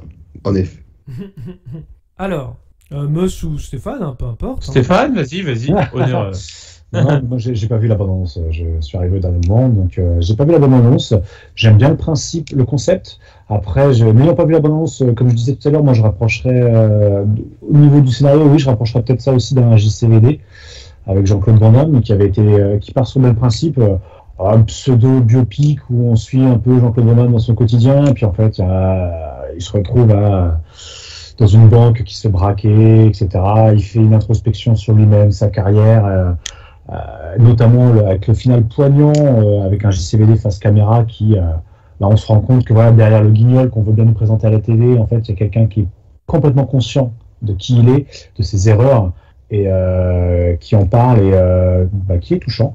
Enfin bref, ce genre de film, j'aime bien ce délire-là où on est un peu comme, c'est quoi, c'est dans la peau de John Malkovich aussi, oui, comme ça, oui. Délire un peu comme ça. Je trouve ça toujours marrant d'avoir ce second degré de la part des acteurs, surtout Nicolas Cage maintenant, il s'en fout, il a plus rien à prouver, voilà, il essaie de se relancer, mais Nicolas Cage, c'est un peu comme Will Smith, hein, on a un peu grandi avec lui aussi en mode avec The Rock et compagnie, tous ces films qu'on a 60 secondes chrono qui sont bien ou pas bien en fonction de chacun, mais on a grandi avec. Moi, j'ai une petite tendresse pour lui. Petite pub au passage, il a fait un super film, si vous avez l'occasion de le voir, qui s'appelle The Color Out of Space, adaptation de H.P. Lovecraft. Donc, je suis un grand fan de tout ce qui est horreur cosmique, etc. Donc c'est excellent. Si vous êtes fan de The Thing, regardez-le, il est excellent et il est très bien dans le film parce qu'il n'a pas fait que des nanars, voilà. Il a fait Mandy aussi. Alors j'ai eu de très bons échos sur Mandy, je ne l'ai pas vu. Faudrait que je le regarde aussi à l'occasion. Pour ma part, est-ce que j'irai Pardon, excuse-moi, Gauthier, tu veux le dire? Oui, il a joué aussi, c'est un film qui est sorti il n'y a pas très longtemps aussi, avec un cochon. Il a un cochon truffier et on lui vole son cochon et le film c'est là-dessus. Et je vous jure que c'est vrai, c'est excellent. C'est un excellent film. Donc voilà, c'est juste pour de la pub à Nicolas Cage aussi. Voilà. Oui, voilà, parce que je pense pas que c'est quelqu'un de mauvais, c'est juste que voilà, il est comme endetté, et puis voilà, il fait un peu en gros son Bruce Willis, quoi, il essaie d'amasser un max de pognon. Ouais, c'est ça. Puis voilà, quoi, mais bon, quand on sait maintenant que Bruce Willis, pourquoi il faisait, forcément, on n'a pas eu tout le même regard. Donc voilà, bref, voilà, c'était juste la petite minute émotion, on va dire. Ouais. Et voilà, en tout cas, pardon, pour finir, c'est pas le genre de film que j'irai voir au cinéma. Par contre, oui, c'est le genre de film que j'aimerais regarder. Mais j'irai pas au cinéma voir ça. Par contre, ils ont l'air d'avoir mis le pognon dedans. Ouais. Il y a des scènes d'action. Ouais. Et toi, Meus? Moi, pareil, je trouvais il est vraiment sympa. Il y a des clins d'œil qui ont l'air vraiment cool. Évidemment, à volte-face à plusieurs reprises avec les flingues et tout, ça a l'air vraiment marrant. Ghost Rider avec la coupe de cheveux dégueulasse, là. Franchement, c'est pas mal. Il a l'air en fait, c'est vrai que, comme vous l'avez dit, c'est vrai que le côté un peu autodérision, comme Schwarzy l'avait dans Last Action Hero, c'est un truc que j'adore. Les mecs arrivent à se foutre de leur propre gueule, tu sais. Ça, c'est fort parce que, tu sais, des fois, l'ego et tout fait que. Et je trouve ça génial, quoi, du coup, quand c'est fait comme ça.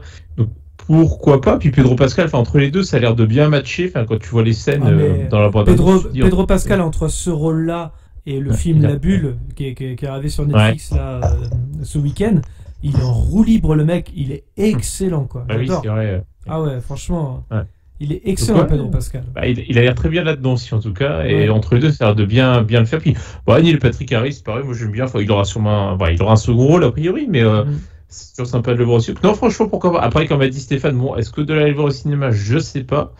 mais je pense qu'il y a moyen de passer un bon moment devant. Ça, j'en suis quasi certain. Ah, moi, je suis capable de me déplacer, moi. Juste, je dis pas que j'irai pas. Tu vois, pour le côté... déjà, pour dire, bah allez, c'est Nicolas Cage, on y va, on n'a pas l'habitude de le voir au cinéma. Castor Troy, quand même. Ouais, voilà. Juste pour le fun. Juste pour le fun. Là, j'ai envie de déposer mon cerveau et de regarder le film, quoi. De voir un bon film d'action. Ouais, donc ça peut être sympa, effectivement. Ça fait un petit côté, justement, années 90, de faire des rappels comme ça aussi à ces anciens films et tout. Ça peut être cool, donc ouais, pourquoi pas, pour le fun. C'est pour les fans de Nicolas Cage, quand même, le film. On va pas se mentir. Ok. Est-ce que vous vouliez rajouter quelque chose sur cette bande-annonce ou vous pensez qu'on a fait le tour? On a fait le tour, je pense. Bon, on a fait le tour. Alors, on va passer au débat, bien évidemment, de ce podcast. Alors, sachant que l'édito va être un peu long, je m'en excuse d'avance. Donc voilà. Alors, pour commencer, on va parler donc du cinéma. Est-ce que le cinéma est-il devenu woke? Alors déjà, on va commencer par le terme anglo-américain plutôt, woke, qui ça veut dire éveillé, qui désigne le fait tout simplement d'être conscient des problèmes liés à la justice sociale et à l'égalité raciale.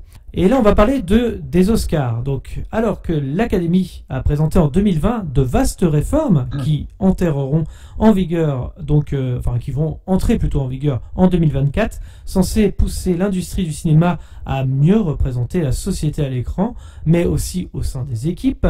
En 2016, la quasi-absence de nominés noirs aux Oscars avait donné naissance au hashtag Oscar White, donc Oscar is blanc. Et au boycottage plus ou moins de la cérémonie par plusieurs célébrités. Plus de 4 ans plus tard, et dans un contexte de forte mobilisation contre le racisme, l'Academy of Motion Picture Art and Science, donc ça s'appelle l'AMPAS, l'organisation corporative qui gère la remise des Oscars, une vaste réforme sous forme de liste de critères précis d'éligibilité à la catégorie du meilleur film destiné à encourager la diversité. En 2024, donc c'est pas encore l'année prochaine, ce sera pour la 96e cérémonie des Oscars, un film voulant être éligible à la catégorie devra répondre à 2 des 4 critères de représentation suivantes. Et pour répondre aux critères de diversité à l'écran, une œuvre devra répondre à au moins l'un de ces points. Un rôle principal ou un rôle secondaire important provient d'un groupe racial ou ethnique sous-représenté. Au moins 30% des rôles secondaires proviennent de 2 groupes sous-représentés, les personnes provenant d'un groupe racial ou ethnique sous-représenté, les femmes, les personnes s'identifiant comme LGBTQ+, ou les personnes handicapées. L'intrigue principale, le thème ou le récit sont axés sur un groupe sous-représenté. Et pour répondre à la norme de la représentativité au sein de l'équipe, un film devra remplir l'une de ces conditions suivantes. C'est pas facile, c'est très juridique. Au moins 2 postes de direction ou chef de département, directeur de casting, directeur de la photographie, compositeur, costumier, réalisateur, monteur, coiffeur, maquilleur, producteur, chef de décorateur, son superviseur des effets spéciaux, scénariste, sont issus d'un groupe sous-représenté et au moins d'un groupe racial ou ethnique sous-représenté. Au moins 6 membres de l'équipe du film sont issus d'un groupe racial ou ethnique sous-représenté. Au moins 30% de l'équipe du film est issue d'un groupe sous-représenté. Ça fait beaucoup. La 3e catégorie traite des possibilités de stage et d'apprentissage rémunérés, donc pour les personnes provenant de groupes sous-représentés, ainsi que la possibilité de formation. Enfin, la 4e catégorie impose des critères de diversité dans les équipes de marketing, de publicité et de distribution. Ces critères ne concerneront que la catégorie du meilleur film, la seule catégorie pour laquelle tous les membres de l'Académie peuvent voter. Le terme de blackwashing ne peut être séparé de la notion de conscience venant notamment de la communauté noire. Dans les années 2010 est popularisé aux États-Unis le terme être woke. S'il est tout d'abord utilisé chez les militants, il a depuis atteint l'espace public. Être woke signifie aujourd'hui être conscient des injustices et des inégalités subies à cause de la couleur de peau. Leur combat actuel sert à apporter de la visibilité aux personnes racisées dans tous les domaines. Le cinéma est l'une de ces jauges. Statistiquement, il est plus courant de voir un acteur blanc jouer une minorité ethnique que l'inverse, surtout que Dans ces grosses productions américaines, donc le hashtag, on se souvient du hashtag, comme je l'ai dit tout à l'heure, Oscar So White, et le boycott de la cérémonie en 2016 en sont la preuve. Les chiffres parlent d'eux-mêmes. 91% des 6261 votants sont blancs. Anachronisme, souci de réalisme, fidélité à l'histoire sont autant d'arguments avancés par ceux qui dénoncent le blackwashing, comme dans la série fantastique Curse en 2020, ou dans laquelle Arthur est joué par l'acteur noir Devon Terrell, ou encore dans la série 3 de 2018 où Achille est campé par un acteur afro-américain, un choix de casting qui fait grincer quelques dents. La série Viking aussi va dans ce sens du wokisme avec les acteurs afro-américains. HBO avait décidé de supprimer également de son catalogue Autant on emporte le vent, pour le film pourtant oscarisé, le jugeant raciste. En réalité, quand il s'agit d'œuvres adaptées, la question devrait être seulement posée aux créateurs. On se souvient aussi des réactions quand Marvel a annoncé que Michael B. Jordan allait interpréter la Torche Humaine au cinéma, ou alors que dans les BD de Stan Lee, c'est un blond aux yeux bleus. Alors la dernière polémique aussi, même si on en parle des séries, dans cette chronique, celle du Seigneur des Anneaux, où 4 acteurs noirs ont été choisis sur les 16 personnages dévoilés, découlant sur les réseaux sociaux une vague de haine et des débats sur le wokisme au centre des intérêts. La comédie aussi a plus de chances de passer entre les mailles du filet. L'humour permet quelques libertés, c'est un peu le but même de la parodie. Prenons quelques exemples français aussi. Astérix et Obélix, Mission Cléopâtre en 2002, mettant en scène des acteurs blancs pour jouer des esclaves égyptiens, Isabelle Nanty, Édouard Baird, ou lorsque le récent Brutus versus César, qui est totalement nul au passage, fait tout l'inverse en offrant des rôles de l'empereur romain à Ramsey. Ou encore quand Kairon se lance dans ce projet, il est bien conscient que la comédie est le meilleur moyen d'aborder le sujet. Quand tu changes le passé pour avoir du rire, en te parodiant, parce qu'il n'y a pas de message derrière, tu ne prônes rien, tu as juste envie de divertir, on pardonne tout à l'humour. Alors, ça c'était les exemples un petit peu français, parce que je parlais beaucoup des Américains, mais ça vient aussi parfois de plus en plus ancien en France. J'ai un peu plus ou moins répondu à la question, mais ma première question n'est pas justement la question du débat, c'est qu'est-ce qu'un film woke pour vous, déjà, dans un premier temps? Stéphane, je le sens bien. Un sujet très sensible, très délicat. C'est le but. Ouais, qu'est-ce qu'un film woke c'est au service d'une propagande, tout ça. Enfin, c'est un peu. Parce que woke, non, mais le mouvement woke, on a quand même un côté un peu propagande. Moi, j'ai rien contre le fait qu'on donne plus de visibilité, qu'on rapproche un peu plus, en effet, de la société actuelle au niveau de la représentation. Des races, des sexualités, etc. Pareil, des races, est-ce qu'on, j'aime pas trop dire pas ce mot-là, mais bon, voilà, c'est bref, des minorités, que ce soit au niveau de la couleur de peau, au niveau de la sexualité, etc. Oui, en effet, le cinéma, de toute façon, s'il veut survivre, il doit vivre aussi avec son temps. On doit tous vivre avec notre temps. La société évolue, le cinéma évolue. Je vois absolument rien de choquant là-dedans. Moi, ce qui me dérange, je pense que vous serez d'accord, les gars, on a déjà plus ou moins parlé, c'est quand c'est fait avec des forceps. C'est-à-dire que c'est absolument pas justifié, c'est juste pour mettre... en gros, voilà, je trouve ça encore une fois presque insultant et dévalorisant. On t'a choisi toi. Pourquoi ? Parce que t'es noir. Je suis désolé, c'est presque ça. Parce que t'es chinois, ou parce que t'es une femme, ou parce que t'es handicapé, ou quoi que ce soit. En fait, c'est quoi le message derrière ? Je trouve ça... Moi, c'est plus ça qui me dérange. C'est le côté hypocrite qu'on disait tout à l'heure. Complètement. Les Américains, encore une fois. Où en fait, on ne juge pas la personne sur ses performances, sur ses qualités, sur son acting, etc. Mais juste, il a la bonne couleur de peau, voilà, on coche la case. C'est des personnages fonction, c'est ce qu'on dit. On a déjà parlé plus ou moins en privé, on a déjà eu ce débat, mais voilà, c'est des personnages fonction. Tu parlais en privé de la série Sabrina notamment, où on a un personnage qui est bon, on s'en fout un peu d'ailleurs de ce personnage-là. Il est juste là parce que il faut parler de la transsexualité, par exemple. Après, on va pas aborder le sujet Netflix. Pour moi, là, par contre, on est vraiment sur le cinéma, pas sur Netflix, parce que Netflix c'est une aberration à ce niveau-là. Mais bon, bref. Mais enfin voilà, c'est Netflix, c'est quand même très particulier. Je suis d'accord qu'on donne de la visibilité, mais après à dire qu'aujourd'hui 90% de la population est LGBTQ, enfin bon, faut peut-être arrêter quand même, on n'a pas les mêmes stats. Je n'ai pas les mêmes chiffres que vous. Non, enfin bon, voilà. Netflix, voilà. On parle cinéma, on parle pas Netflix. Netflix, c'est un autre sujet, c'est un autre débat, c'est encore pire. Mais enfin, bon, voilà, Et j'ai oublié de parler dans l'édito parce que c'était quand j'ai récupéré les articles. Il y a un autre article qui est apparu cette semaine entre-temps où Disney avait annoncé 50% de représentation de ses productions LGBTQ+. Voilà. Je voulais le rajouter. Exact, j'ai vu ça, j'ai vu l'article. C'est le grand projet de la PDG là de. Voilà, je voulais juste le rajouter parce que c'était important. C'est très bien, en effet, c'est vrai qu'on a vu ce que ça avait donné avec la dernière trilogie Star Wars, c'est un chef-d'œuvre. Ah oui. Quand tu mets l'idéologie avant le scénario, on voit bien que c'est des chefs-d'œuvre à chaque fois. Donc, moi, en fait, je m'en fous, en fait. Mais il faut juste que ce soit cohérent.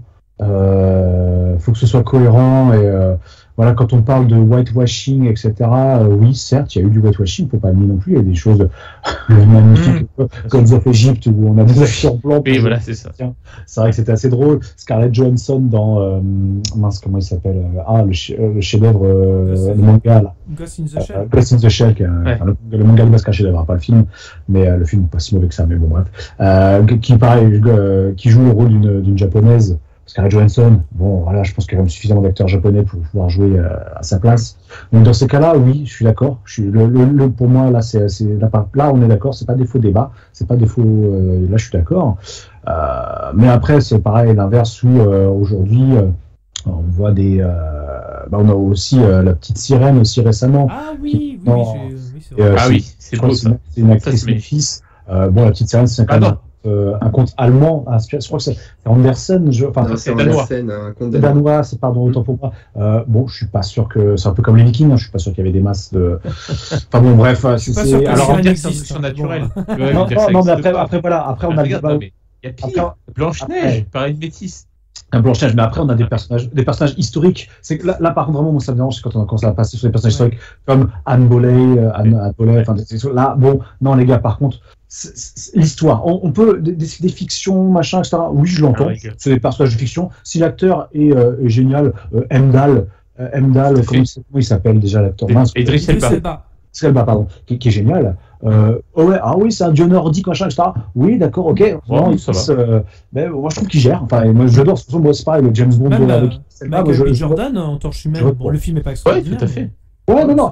Après, voilà, c'est. Ouais, non, mais je remets pas en cause l'acting. Après, voilà, mais c'est un sujet. Voilà, c'est vrai que j'ai du mal. Après, quand on voit, les Oscars qui maintenant, il faudra avoir tant de trucs. Oui, donc vous avez vu tout ce qu'il faut faire. Des quotas. C'est n'importe quoi, aberrant. Mais c'est uniquement pour une catégorie. Hein. Ouais, voilà. Je précise quand même parce que bon, il s'agit de meilleurs films. Tu vois, il y a des mecs qui veulent combattre le racisme, tu sais, mais en renforçant justement ce côté. Raciste. Ouais, en étant raciste, c'est ça qui est génial. Le côté discrimination positive. Alors déjà, ça, c'est un oxymore, ça n'existe pas, c'est de la merde. Enfin, je veux dire, ça n'a pas lieu d'être. Justement, vous voulez arrêter le racisme, en fait, on parle pas de race, on parle pas de couleur, etc. On n'est pas raciste, mais on te ramène constamment à ta couleur de peau, ta sexualité, etc. C'est c'est n'importe quoi. C'est exactement ce que je voulais dire. C'est complètement débile. On s'en fout. T'es Renoir, machin, on s'en fout. T'es cool, on s'en bat les couilles. Tu joues bien, machin, on s'en fout complètement. Par contre, à l'inverse, faut pas nous faire dire ce qu'on n'a pas dit. C'est-à-dire qu'évidemment, s'il y a des discriminations avérées, évidemment, il faut les dénoncer, les combattre, etc. Alors, on est d'accord. Mais par contre, faire le contraire en mode, tu sais, justement, on va bien vous séparer dans des cas. Ah, vous êtes de la bonne couleur de peau, c'est bon. Vous pouvez concourir. Par contre, vous n'êtes pas de la bonne couleur de peau, vous pouvez pas. Non. Et tiens, moi, je pense ouvrir une phrase moi, à ce sujet-là. Alors, il faut toujours se méfier des citations sur Internet, évidemment, parce que ça, la source, des fois, voilà. Mais il y a une phrase qu'on attribue à Morgan Freeman. En gros, il avait dit à un journaliste, apparemment, tu sais, vous voulez arrêter le racisme, arrêtez de vous adresser à moi comme un acteur noir et j'arrêterai de m'adresser à vous comme un journaliste blanc. En gros, on s'en fout de notre couleur de peau respective. Enfin, je suis un acteur, vous êtes un journaliste, on s'en fout. Mais c'est ça, il a tout résumé. Non, enfin, on récompense dans l'art la qualité artistique, le talent d'acteur, etc. Point. Et un autre problème, c'est que c'est aussi ce problème-là, le wokisme, etc., c'est un problème américain. Tout à fait. C'est pas un problème. Enfin, je veux dire, il faut nous l'exporter chez nous là. Ouais, voilà, on nous l'exporte en mode idéologie woke, machin, etc. Non, les gars, entre guillemets, c'est vos merdes. BLF et compagnie, voilà, c'est vos histoires. On n'a pas la même histoire, mais quand même, c'est qu'aujourd'hui, on est dans un monde tellement et puis en Europe, surtout très américaine, en France, américanisée, etc. Voilà, on essaie de nous l'importer en mode machin. Non, les États-Unis, c'est les États-Unis, ils ont leurs histoires, ils ont leurs problèmes.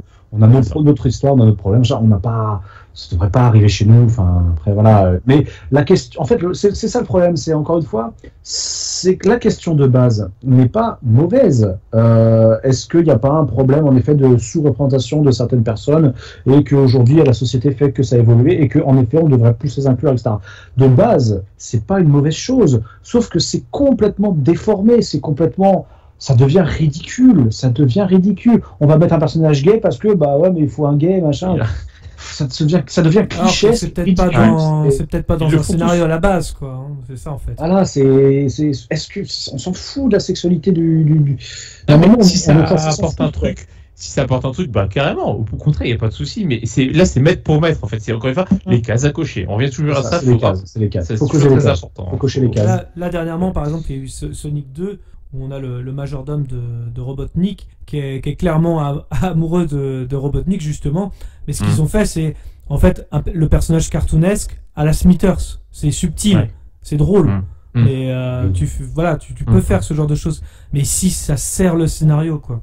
Mais c'est pas, je rejoins sur beaucoup de choses. Notamment, par exemple, je vais prendre l'exemple de Philadelphia. C'était comment Tom Hanks très bon film d'ailleurs. Tom Hanks, c'est celui qui fait Zorro. Merde.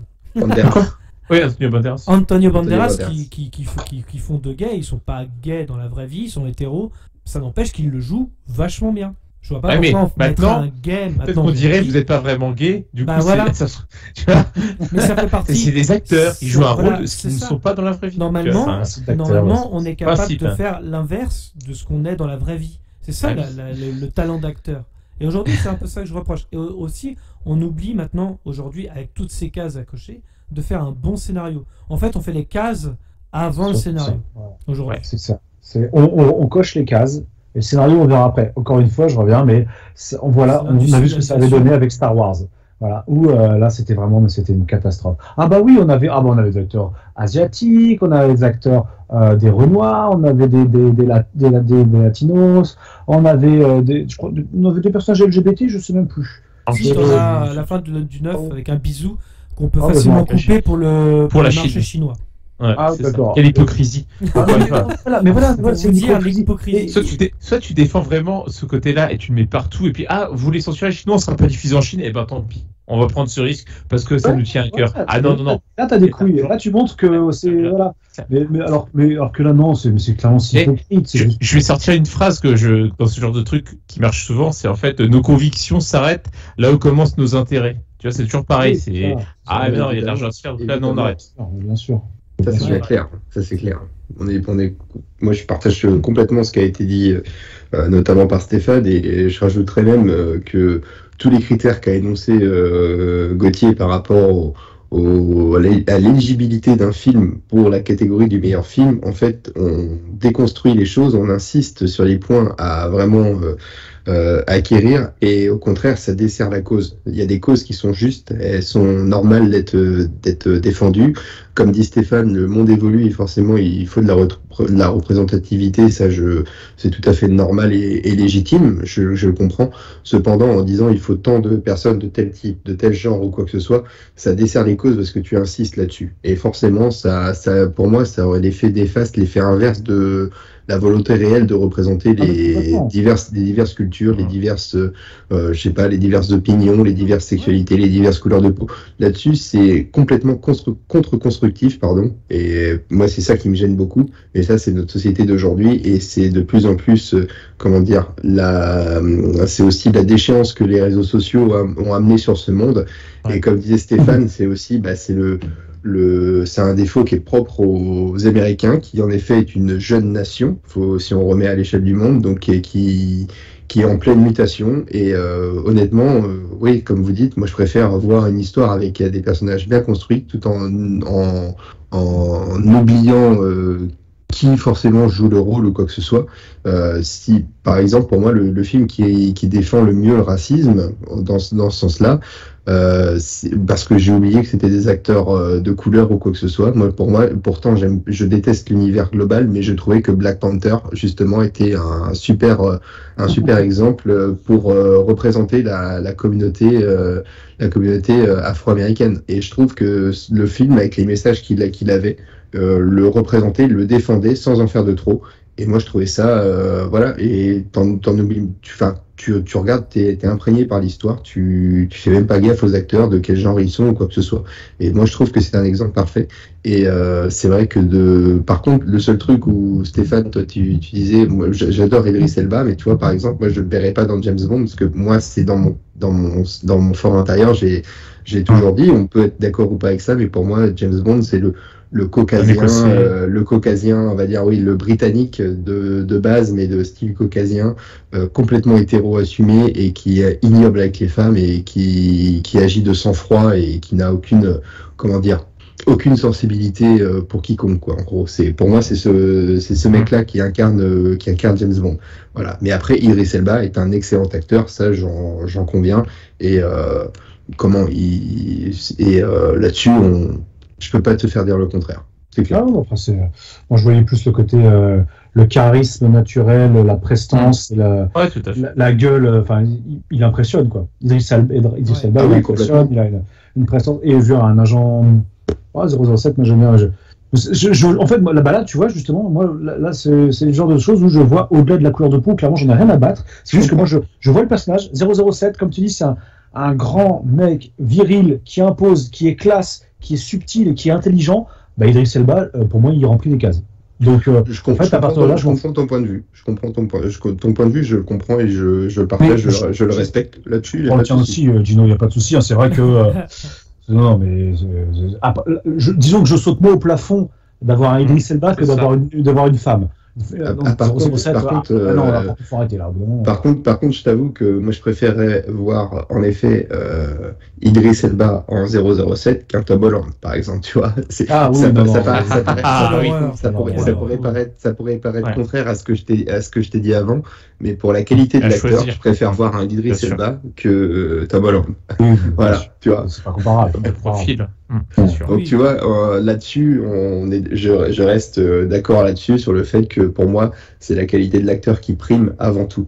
Voilà. Et d'ailleurs, les gars, puis-je me permettre, parce que je me suis amusé à ça en parallèle, puis je me permets, par rapport à leurs nouveaux critères bidons pour l'Oscar du meilleur film, donc qui va rentrer en vigueur en 2024, je vais vous faire une petite sélection de si on avait appliqué ces critères-là, genre sur les 30 dernières années, de films qui ont eu l'Oscar du meilleur film, qui ne l'auraient pas eu avec de tels critères. Alors, pêle-mêle, je pourrais en citer d'autres. Hein.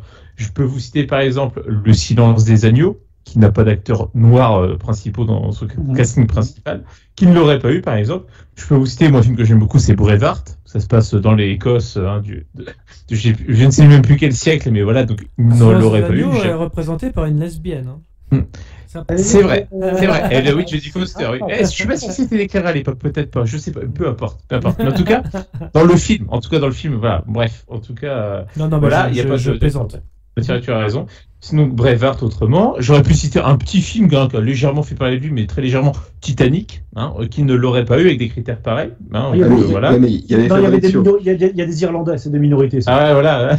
C'est du roussisme, monsieur, du roussisme. Et il y avait Fabrizio, quand même. Fabrizio, les pizzas. Je vais citer encore, comme ça, American Beauty, qui ne l'aurait pas eu non plus avec de tels critères. Un autre petit film, pareil. Mais il y a un homosexuel dedans. C'est faux. C'est vrai. Donc peut-être que du coup, oui, c'est vrai. Et autant pour moi. Un autre petit film aussi qu'il n'aurait pas eu, Gladiator. Pareil, ça aurait été caduque. Il y a Jimmy Densou quand même qui a un très bon rôle dedans. Quand même. Ouais, voilà. Il y a des gladiateurs. Est-ce que c'est assez? Il y a un pourcentage à respecter, messieurs, je vous rappelle.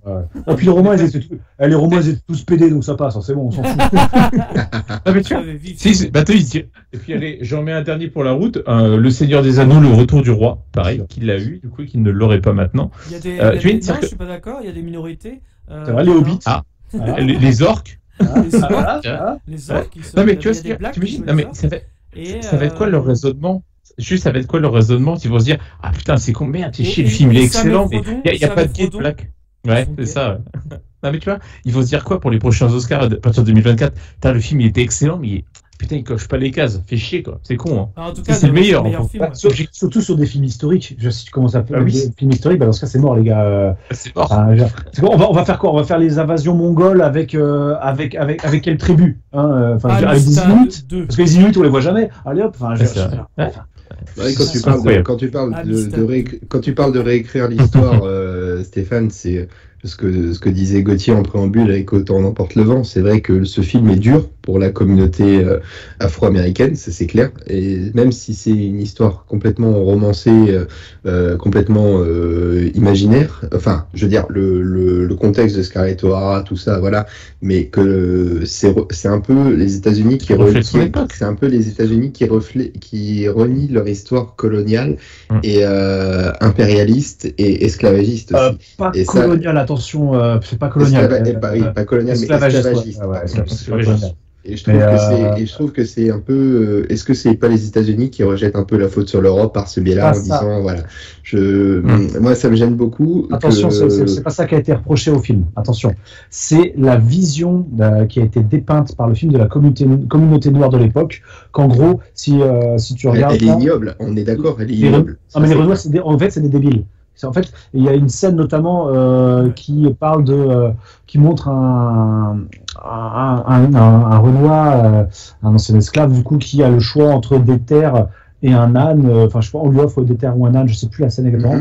Et il dit oh un âne, mais avec le même accent en mode où la servante noire qui pas toujours comme ça, la madame. C'est plus ce côté-là en fait qui est reproché en mode c'est ultra caricatural, etc. Ouais, t'es en train de dire qu'on a reproché de prendre Michel Leb au doublage, quoi.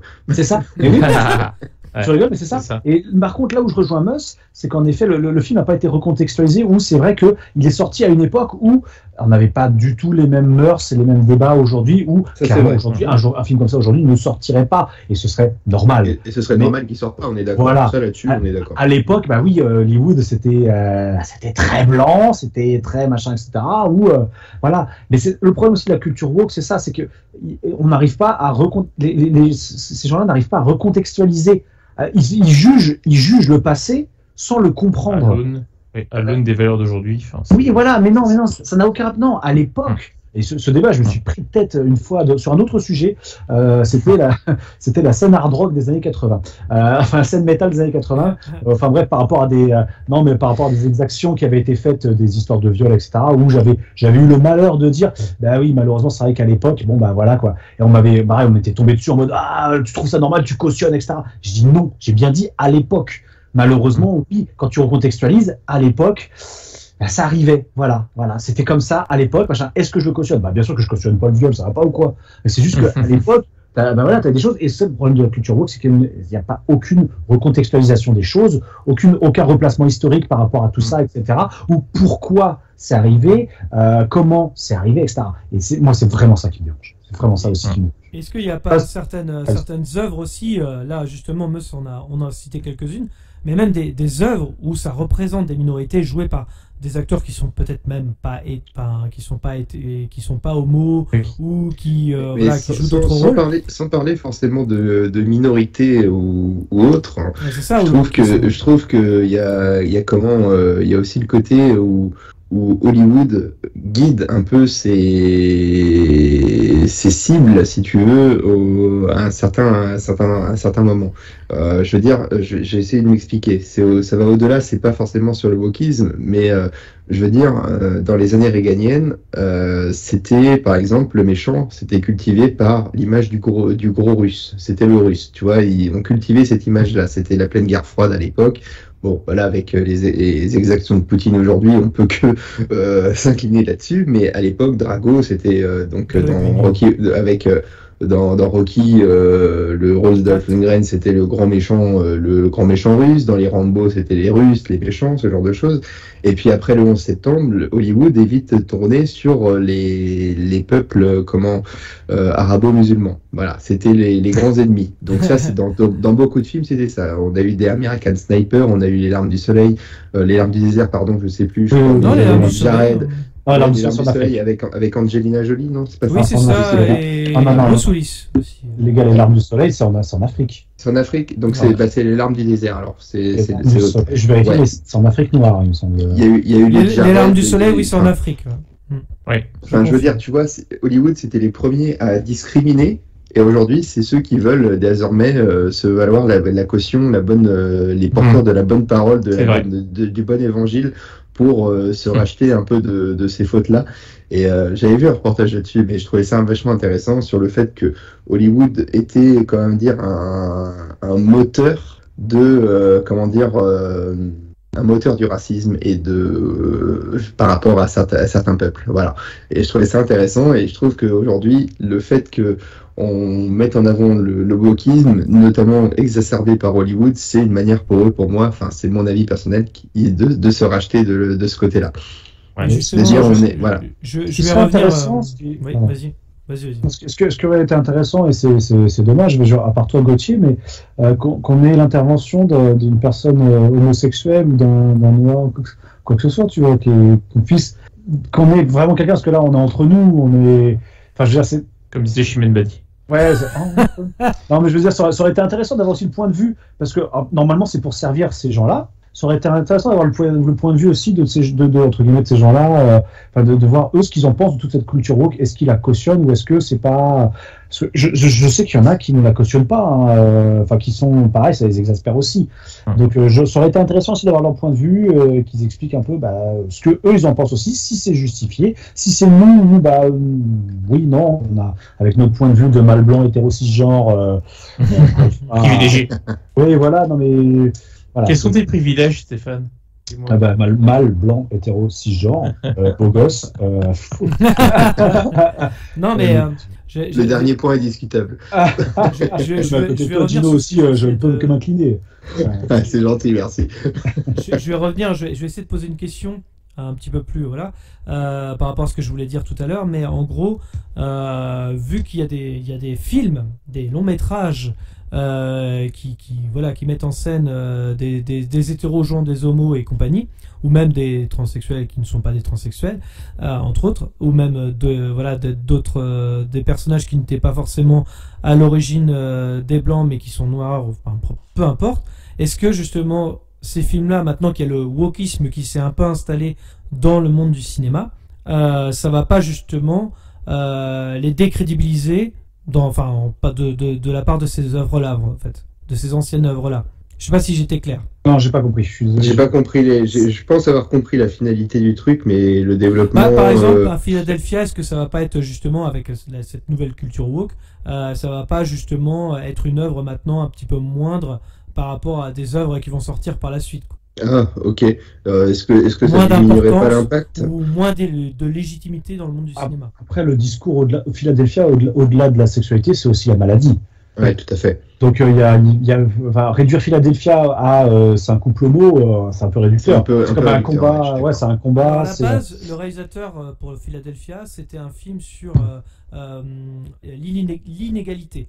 Rien que dans sa scène d'intro de Philadelphia, on va justement du centre-ville, donc c'est-à-dire les grandes tours, vers les quartiers pauvres, qui indiquent justement les inégalités de l'humanité. Donc c'était un film là-dessus. Donc voilà, c'est juste pour recontextualisation du film. Mais justement, honnêtement, je suis pas sûr que ça diminuerait l'impact si les acteurs que tu mets en place seraient tout aussi bons que pouvaient l'être Tom Hanks ou Antonio Banderas dans le rôle. Voilà, je pense pas. Mais si c'est qu'une question de quota et que par contre, s'ils sont mis en scène comme des pieds par un mauvais metteur en scène, un mauvais réal, bah forcément ça diminuerait l'impact. Mais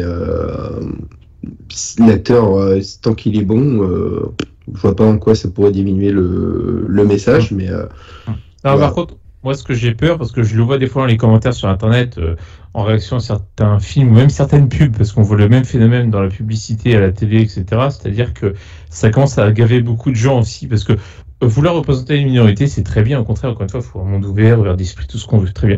Mais là, on arrive des fois à la surreprésentation, tu vois, d'après certains chiffres. Juste pour donner un exemple, hein, on est à peu près au niveau personnes LGBT, ça représente à peu près 4% de la population, d'après les chiffres, certains chiffres. Après, voilà, ça, on fait ce qu'on veut, chiffre sur pareil, mais à peu près, pour donner un ordre d'idée.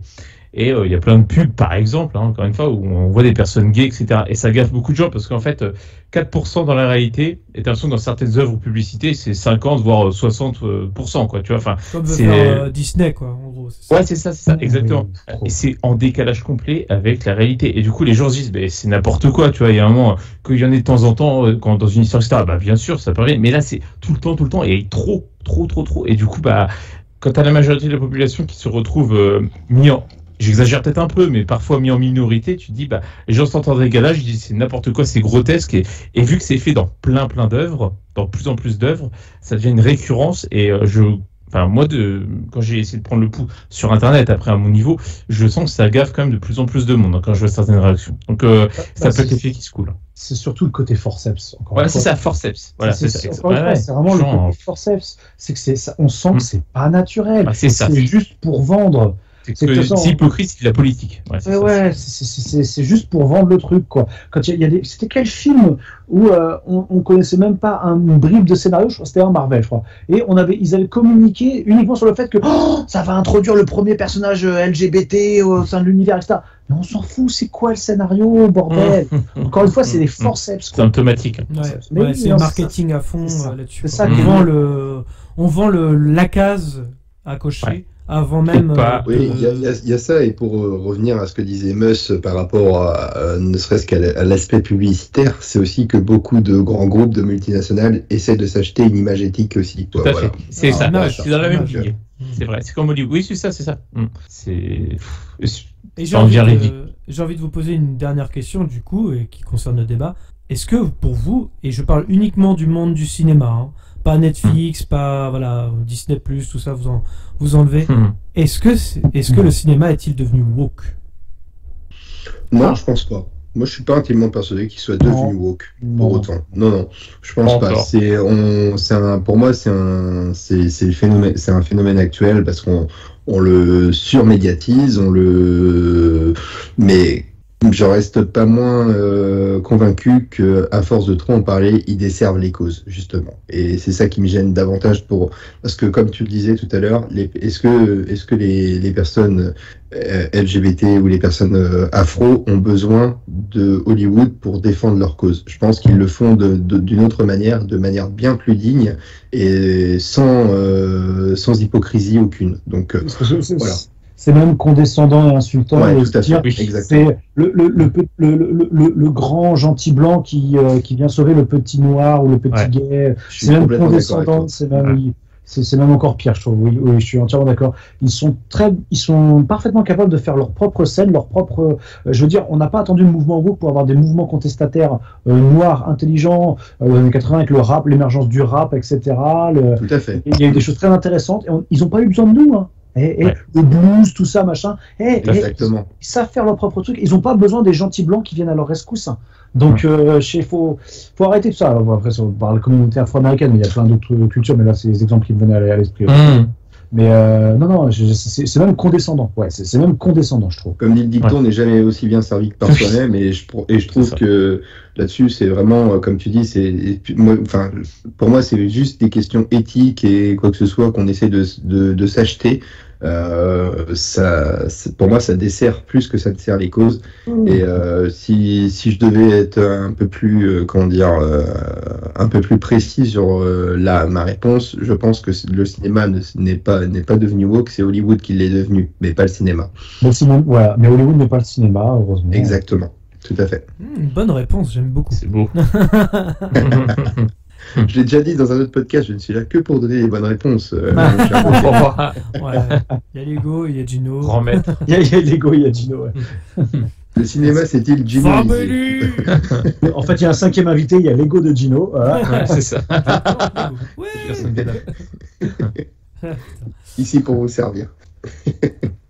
Qui c'est qui a pas répondu à cette question? À toi, Gauthier, au final. Ou toi, Gauthier, ouais. Ouais, toi, Gauthier, ouais. Non, mais je suis assez d'accord avec ce que vous venez de dire, en fait, tout simplement. À part, effectivement, si on élargissait le débat sur Netflix ou Disney, où là, par contre, ça y va à foison. Mais c'est vrai que le cinéma, moi, pour aller beaucoup au cinéma, effectivement, non, je pense pas que ce soit devenu woke. Je vais beaucoup voir des films anglais où c'est pas du tout le cas, par exemple. Effectivement, je rejoins exactement Gino, je vais pas le paraphraser, mais oui, effectivement, c'est plus Hollywood qui est sur une ligne politique d'image. Je t'autorise à me paraphraser, Gauthier. Qui veut plaire aux jeunes, parce que les Oscars, ça intéresse plus personne. On l'a déjà dit dans le podcast aujourd'hui, mais ça intéresse vraiment plus personne. Le choix des films est vraiment hasardeux. On comprend pas vraiment d'ailleurs les sélections qui sont faites, donc ça m'étonne pas qu'ils vont dans cette direction et ils vont se planter eux-mêmes tout simplement dans le décor. Voilà. Exact. C'est un très belle phrase de conclusion, mon petit. Est-ce que vous avez quelque chose à rajouter par rapport à ce débat et par rapport au podcast? Non, je pense qu'on a fait le tour des questions. Non, mais j'aimerais bien que Netflix et compagnie se vautrent avec leur politique à la con là-dessus. En tout cas, en bourse, ils ont dévissé récemment. Est-ce que ça je ne sais pas, mais ça a été... Oui, ça je sais. Bah, écoute, tant que Netflix continue Drive to Survive, ça me va. À force de monter les prix et puis d'avoir des productions de moins en moins bonnes, ouais, écoute, ça m'étonne pas trop non plus. Ouais, l'introduction ratée en Inde, etc. Il y a eu plusieurs trucs qui ont fait que oui, puis l'augmentation des prix. Bon, il y a un moment, il faut arrêter. Donc voilà. Bon, c'est un autre débat.